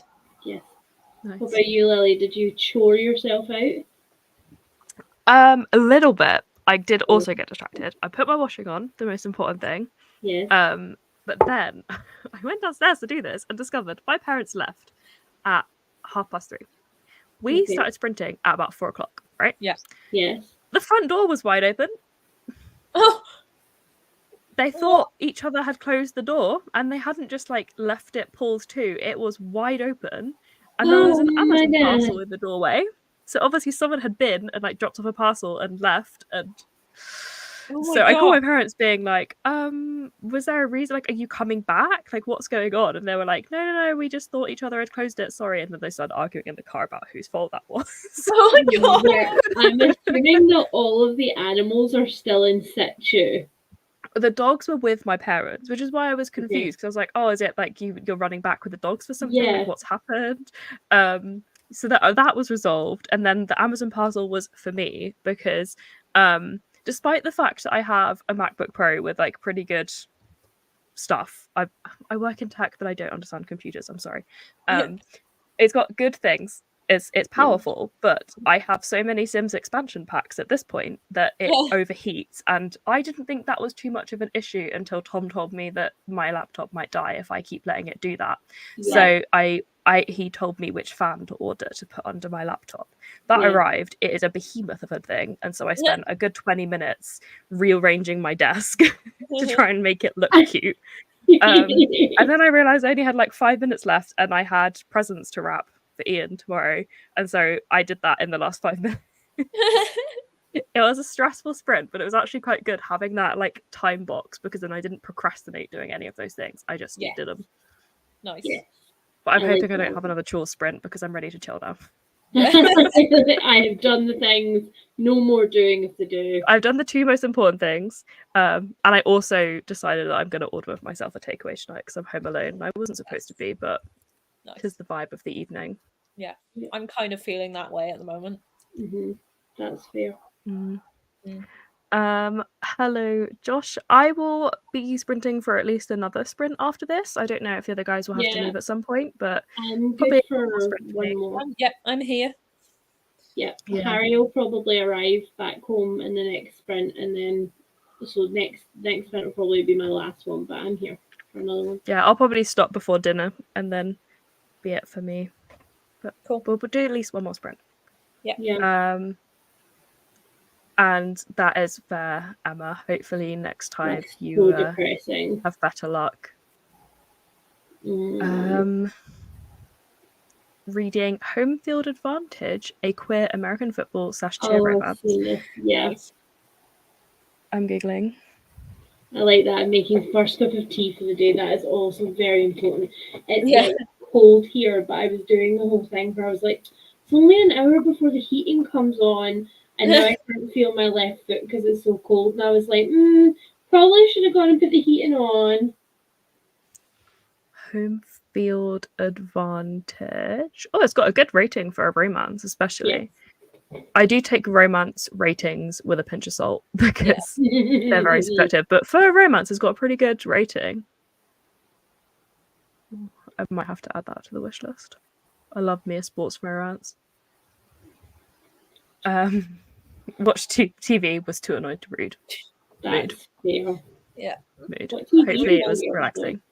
Yeah, what TV did you watch though, Emma?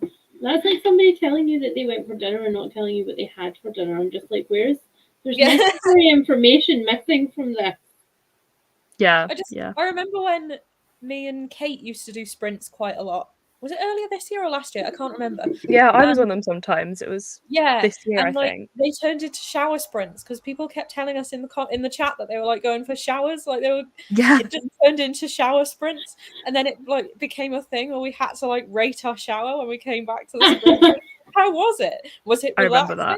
Like, how were the products that you used? Like, what was your general rating? And I remember you used to try and cook in like the 40-minute sprint. Yeah. And then you'd like rate what you cooked in that time. Yeah. Nice. I remember that. That was great. Read 50 pages in that sprint. Definitely going to try to finish the book tonight as less than 100 pages to go. Do it, Ian. Nice, but can't relate. Yeah, I mean, for this book, I'm only like, you can't really see where the bookmark is, but that much. Are you enjoying it so far? Oh,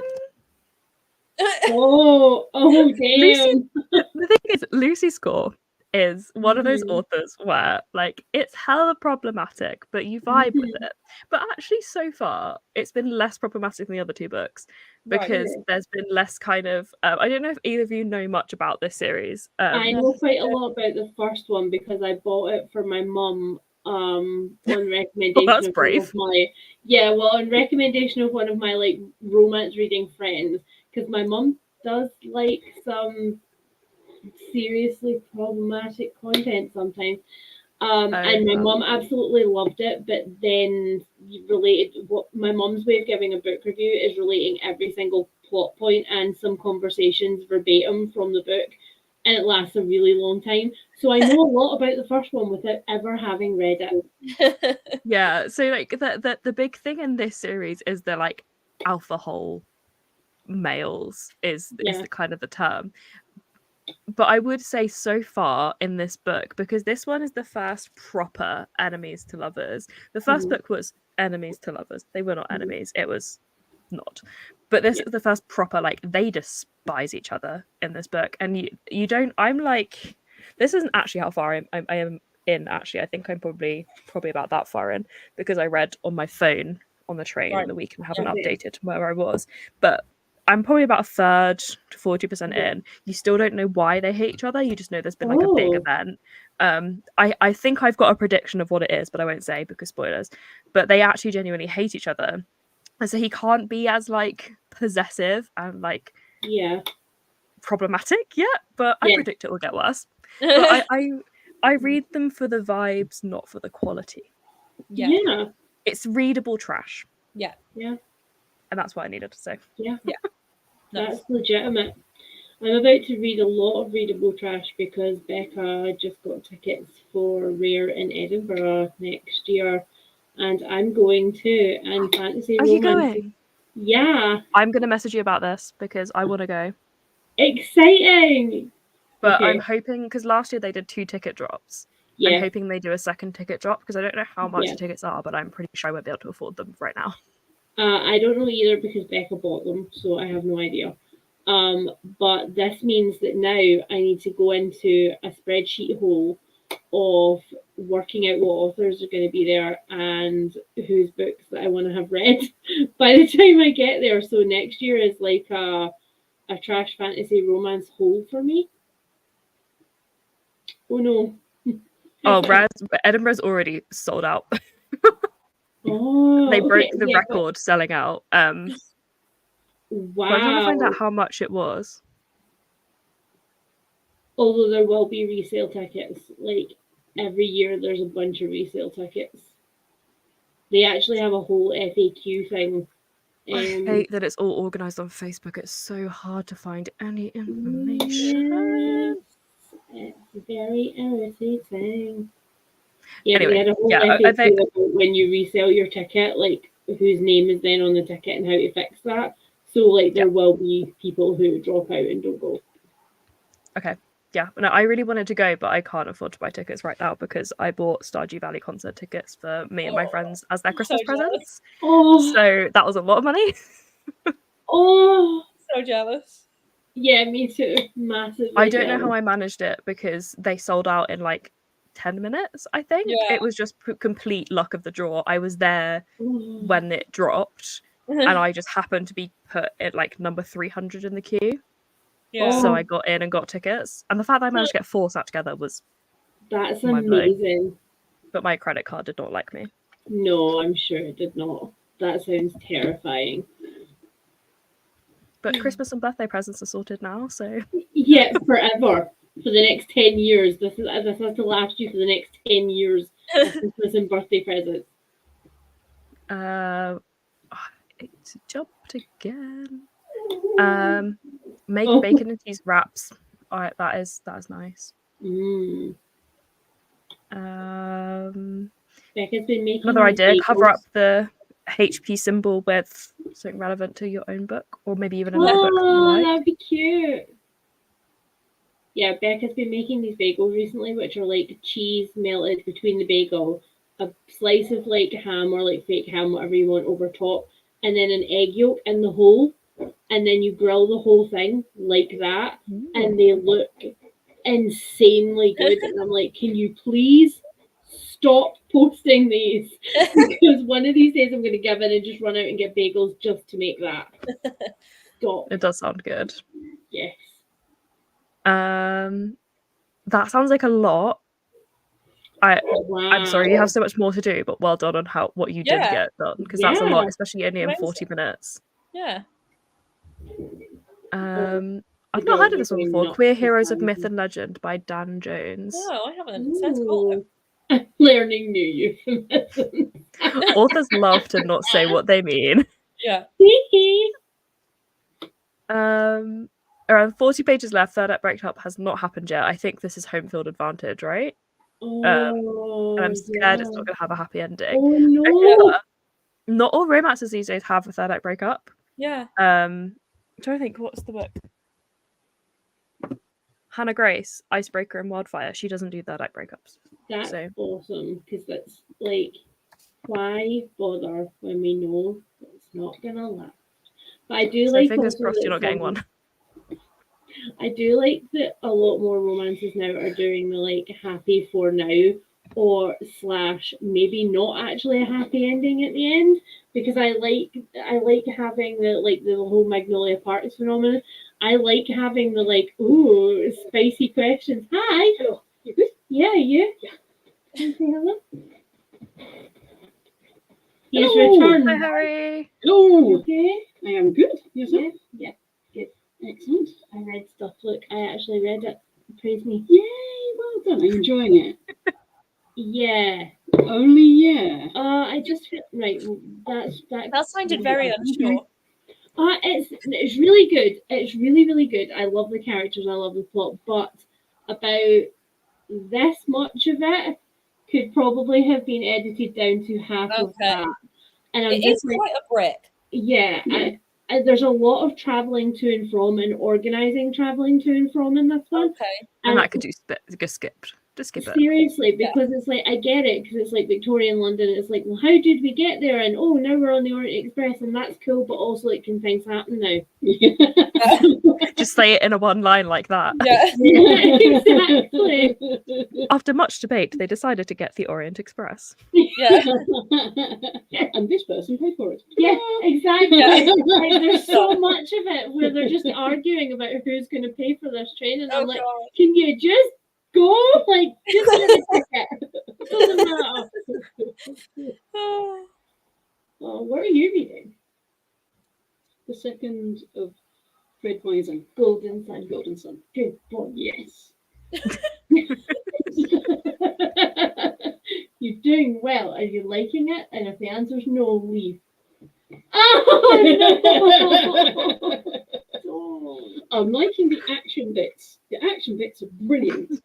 There are not enough action bits. You can go off a person, you know. I know. You often do. I've never been happier that I can't read Red Rising. What was that? I've never been happier that I can't read Red Rising. I don't want to face your wrath of not liking it. See, the thing is, normally I'd be like, you know what you like, that's totally fine. We don't all have to like the same thing. But the Red Rising, the whole series, is just set up like a Harry series. There's training and there's battles and there's like deception and betrayal, and I'm like, why don't you like this? What's wrong with you? It's perfect. Yes. It's written for you. You've let me down. Yeah, I get that. It's like when I'm still confused about this. Like my dad will ask me for book recommendations, and so I only really recommend him like my 5-star reads. So he thinks that I only read amazing books, and I'm here for that. And so like I try to recommend him stuff that I think he's going to absolutely love. And he is a tricky customer because we don't have a ton of overlap. Like he'll be like, "Oh, can I have a crime thriller?" And I'm like, "No, you cannot." He's currently reading A Good Girl's Guide to Murder trilogy, except he's a weird egg that he doesn't like to read series books close together. He actively chooses to read them really far apart. So he read A Good Girl's Guide to Murder in like March, and now he's reading the last one, which is As Good as Dead. And he was like, "Oh, this is really good. I really like this. Can you recommend some more like crime thriller mystery stuff?" And I was like, "No." As soon as I read one I like, I give it to you. Like I can. I've got you covered. I can help with Lily's dad. I'll have to give you his list of likes because he's not very easy. But I gave him what I was going to say is like I gave him Ninth House, and I thought Ninth House Lee Bardugo he would love. It's so like dark and twisty. There's a lot going on, and I just said to him like, get past the first 50 pages. The first 50 pages are a slog, but like once you get past that, you'll really like it. He got to page 100 and hated it. Yeah. And like he tried reading it twice, and I was like, but how? You're like, I've personally curated this recommendation for you, and you've let me down. I was really disappointed. Why are you like? You were pleased to know he loved Illuminae. Oh, okay, he can stay. And he liked the Aurora Cycle trilogy. Okay, we don't have to eat him yet. Then that's fine. I think Ninth House is the only one I've recommended to him that he didn't like. That's a very good score out of recommending people things. To be fair, he usually is very specific where he'll be like, I want a sci-fi or I want something like this book. Like he's what we all want to be. He knows exactly what he wants to read and he just reads it. Yeah. Yeah, that can't relate.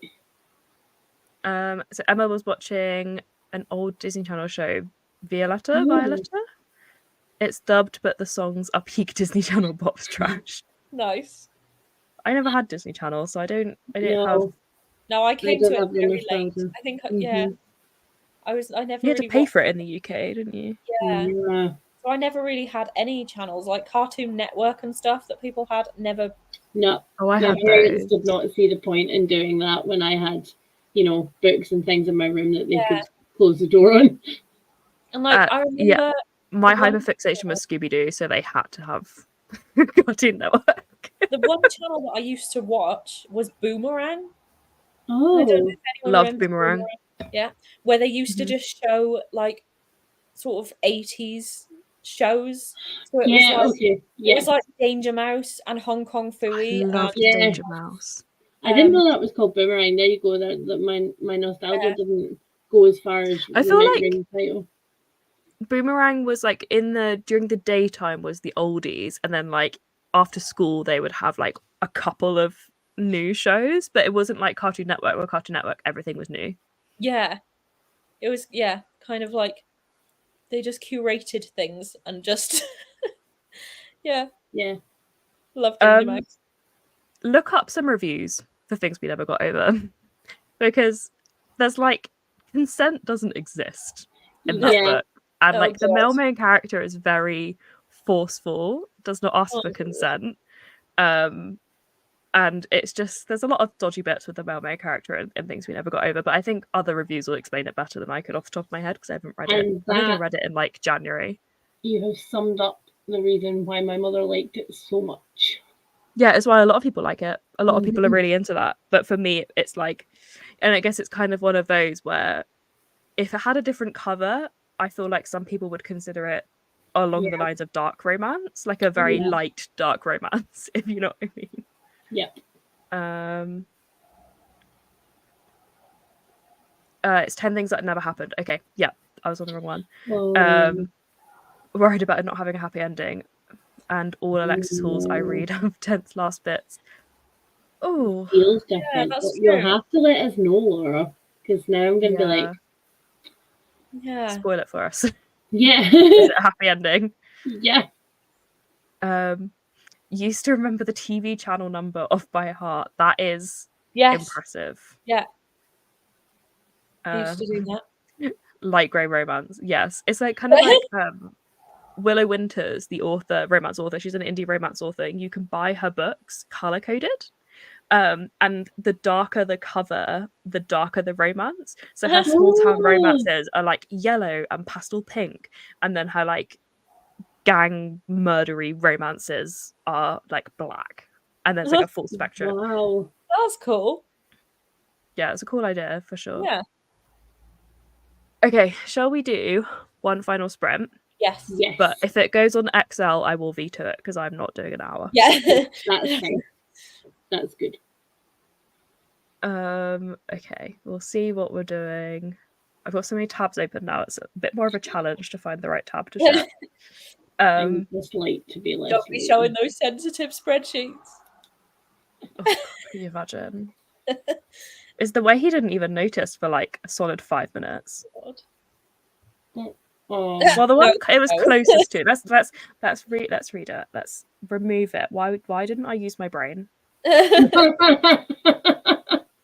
Smart kids only. None of us used our brain. We all just sat there and watched it. Like, what's gonna happen? We all know the spinny balls hate us. Okay, 40 minutes good with everybody? That's good. Yeah, that's fine with me. Okay, and then let's get the other tab to see what I'll be doing. If it's chores, I'm not doing chores because I don't really have enough left to do, to be honest. That's fair. I know exactly what it's going to land on. I just know it in my bones. You should have taken it out. We learned this last time. So rude. Again, though, we all just sat there like, yeah, okay, just veto it. It's fine. I knew it. Oh, okay. Oh God. Okay, for the last one of the day. Fun time. I mean, I do feel like I should try and do some as well because I haven't written anything today, and like for my whole NaNoWriMo so far, I've got 1,000 words, which considering it's already day 4. I'm only sitting on 1,900, and I looked at. I think by this point we're supposed to be at like 6,500. And I was like, great. That's not. Yeah.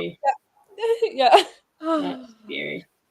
Although I'm trying to use this month though as like just motivating me to write more rather than like then I'm not to going a to try and certain push goal. myself to win it. Like I'm not going to be annoyed Yeah. if I don't get to 50. I'm Yeah. kind of using it as a way for it to like kick me into trying to write Yes. more. And like if I just get any words written this month that's more than I have done in the last Yeah. month, which was 0, like then Yeah. that's going to be fine. I like I'm that. trying to do like essentially 2 months of Nano, see where I get to at the Mhm. end of November, and then Yeah. continue the pattern in December. Because Yeah. otherwise, I know my neurodivergent brain, it will avoid it forever. Yeah. Yeah. So I'm gonna try and force myself through it and see how that goes. But yeah, if I don't get 50,000 in Nano, it won't be the end of the world. But Yeah. I'd quite like to try for Yeah. once. Yes, please. Yeah. Where is the timer? It's the same timer, so I don't have to change anything. Nice.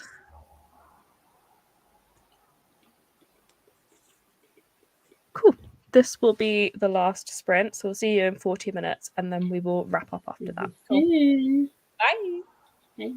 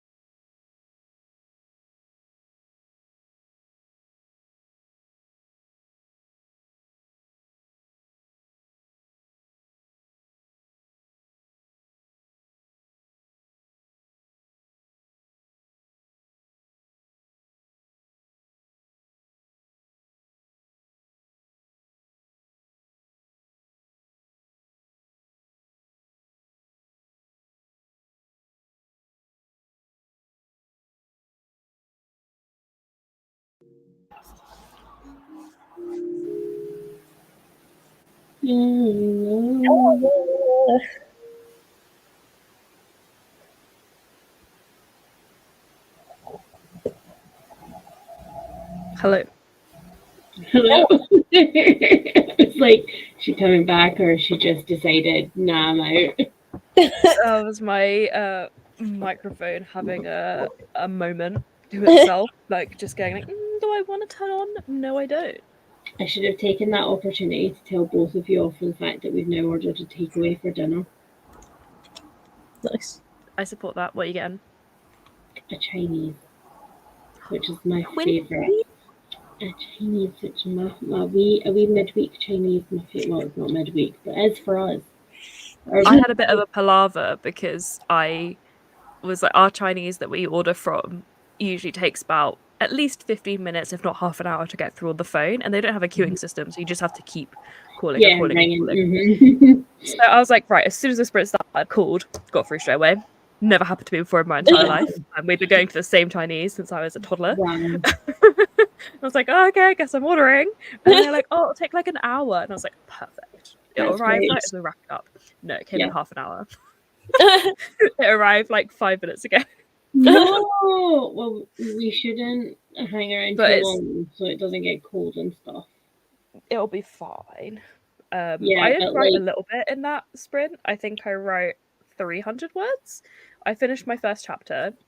And I started the reason I procrastinated so much is I'm starting chapter 2, which splits, goes into the other POV. Still third person, but the other POV. And I don't know how he sounds, and so it's taking me a while to figure out how I want him to sound before I started writing. Yeah. I think mine are maybe going to sound quite, because mine's the same. It's sort of like third person, but two perspectives. Yeah. And I'm, I think mine are maybe going to sound quite samey in this first draft, and then I might, when I come back to it, I might have to then focus on like changing their voices a bit. But while I just want to get the story down, I'm not trying to like focus too much on, oh no, but this wouldn't be like that, and I just want to write it, and then I might come back to it probably like as you write, their voices will develop, and then you'll have a fully developed voice to go back and edit in. Yeah, because as I'm doing it, I'm like writing bits, and I want them to go a certain way, and I'm kind of changing their voice a bit, and like they've developed so much, even just what I've done so far. Yeah. So I don't want to force things to start with. I'd rather just see where they naturally go, and then fix the rest of it around like that. My approach has been going down the very stereotypical kind of like that. At the moment I want them to be very grumpy sunshine and very like the reason I go for tangled dynamics is because you have the very kind of airheady female main character that isn't actually an airhead, but she comes across like that, and they're very like stoic and grumpy kind of male main character, and so I'm kind of leaning into those stereotypes and definitely going a bit overboard in this draft, which is like making my skin crawl, because I'm like, if anyone read this, they would be like, ew, she's such a like airheady pick-me character, I'm not going to read it. So like I know in my edits I'm going to have to like tone it down, but I think I want to go all the way and then rein it in, whereas I think if I try to go too like regular, it'd be harder to work the personalities in later. So I'm going for like their caricatures in my first draft, and then I'll make them feel like real people in my edit. I like that.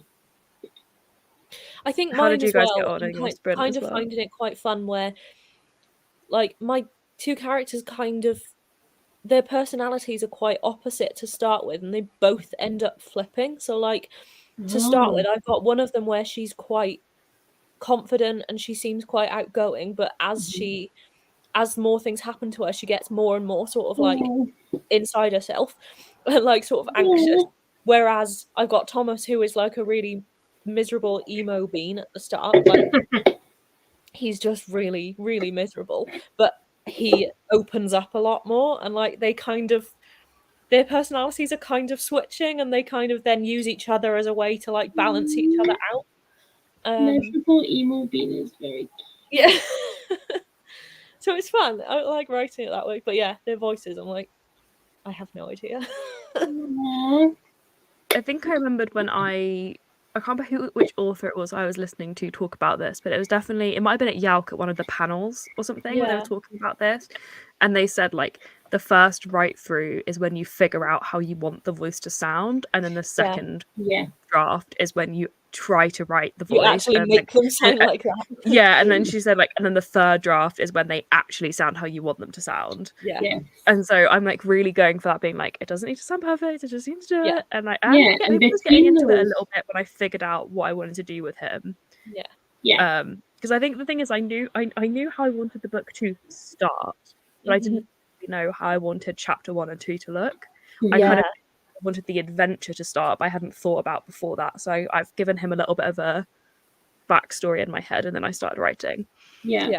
But, because between those versions of the drafts, you'll get also readers' reactions from like your trusted readers. So you'll get like whoever you send it to, they'll have reactions to the character, and you'll be like, oh, maybe I need to tone that down, or oh, they really like that, I should play into that later on. So you'll have loads of input before then. It's really exciting. How did you guys get on in your sprint? I did things that weren't what I wanted to do. So instead of reading, I cleaned something and I sent some invoices and I did some admin work, and I've finished a post for Patreon, which are all necessarily things that, you know, that need to be done, but I wanted to read and I did not do that. And for the last 5 minutes of the sprint, I watched my really crappy current hyperfixation show, which is The Resident on Disney Plus, and it's horrific. It's possibly the worst like the hospital melodrama I've ever seen in my life. The most budget Grey's Anatomy you have ever seen. But it has Logan from Gilmore Girls in it as like a whole ass human, and I'm like, doesn't matter, I'm in it for you, I'm fine. There's like 3 characters I'm emotionally invested in, and I'm like, the rest of it is just like, oh look, it's a medical procedure, skip. I love that. I read about 30 pages in that one.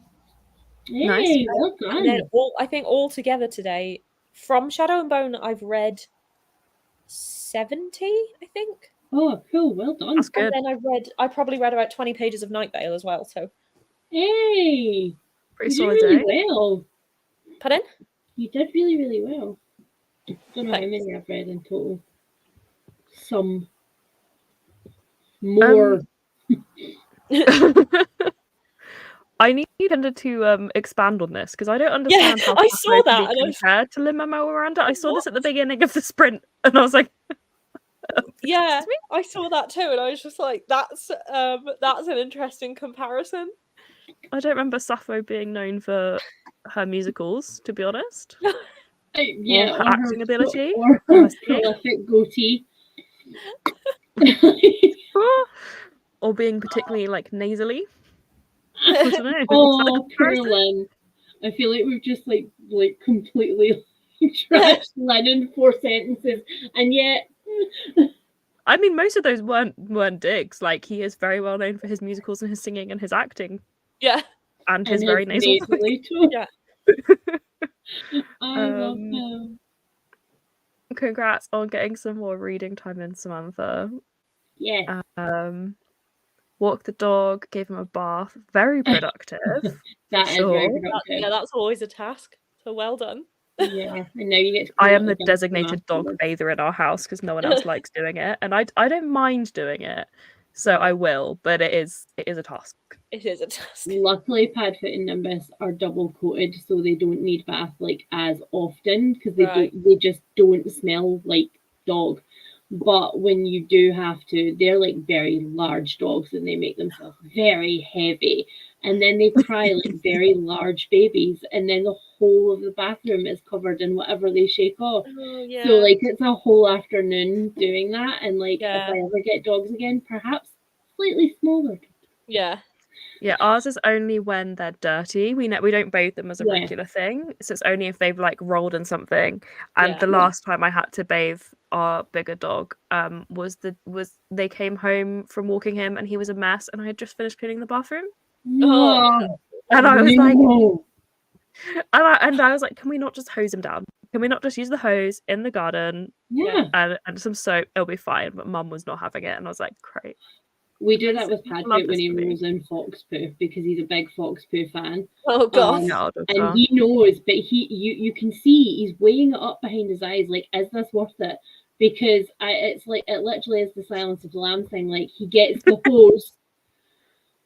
So it's like, is it worth it? Is it worth it? It's almost always worth it. So because of the double coated thing, and because Foxpoo is greasy, he gets like washing up liquid in the cold hose outside. And that is Nimbus, who's just broken through the baby gate to put himself to bed because there's fireworks outside. Oh yeah. Oh no. See, I have the problem of we don't have dog shampoo, we just use like baby shampoo for them. Because then we use like the baby shampoo for like cleaning makeup brushes as well, so we don't have to have like multiple different shampoos. And then the jumper I knitted recently, I needed to wash it and we'd run out of hand wash liquid, so it's like, oh, I can just use baby shampoo, that's fine. Come to discover that I now associate that smell with dirty dog. Oh no. And so whenever I smell the jumper, it smells dirty to me, even though it's clean. I only smell that when the dogs are dirty and I've cleaned them. Yeah. And so I was like, great, now my jumper smells gross. So I will eventually rewash it with some hand washing liquid. But I was like, this is a fun discovery to have, and it takes 3 days to dry. Yeah. Or just like Febreze the hell out of it. I tried. Oh, it's a strong one, that one, because you have to like properly soak it, because I was blocking it. And so because it's completely like soaked, it's in there. It's in there. That's so sad. So sad. Read 50 pages and 50 pages left. Going to start cooking dinner. Good luck. Hopefully you'll finish that tonight. Phone calls makes me anxious, so I use Just Eat, but our regular Chinese isn't taking orders for some reason.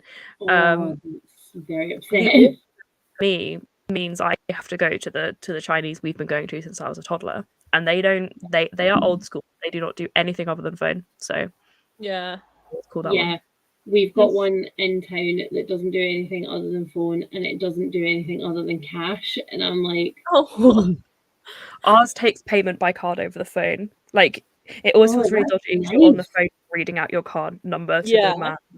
But once he knows you, he'll have it saved in the system. Like, my parents don't have to give the card number anymore. He'll be like, for this address, and is this the card number? And that's it. Wow. I love that. Okay, so the Sappho Lin-Manuel Miranda comparison was apparently because she's a lyric poet. That's it. But I wouldn't really describe him as a poet. Like, no, poetry is different to songwriting. Yeah, and really, I guess what they're getting at is like rap verse as poetry, but you might as well then compare Sappho to Snoop Dogg, you know? Also, of all people, surely could you not pick someone who's at least queer? Yeah. Compare her to? Yeah. Kind of interesting. And special loathing for history with books that try to be the most cringy colloquial hello fellow kids they can be. This reminds me of when a friend gave me a Dean's Bible for my birthday. I was not Christian at the time, but she was.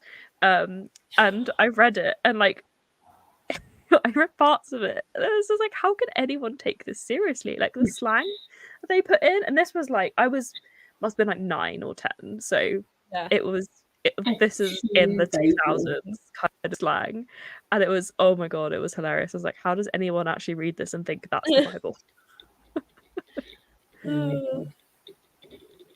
I get it's because of the level of fame, but still, that's hilarious.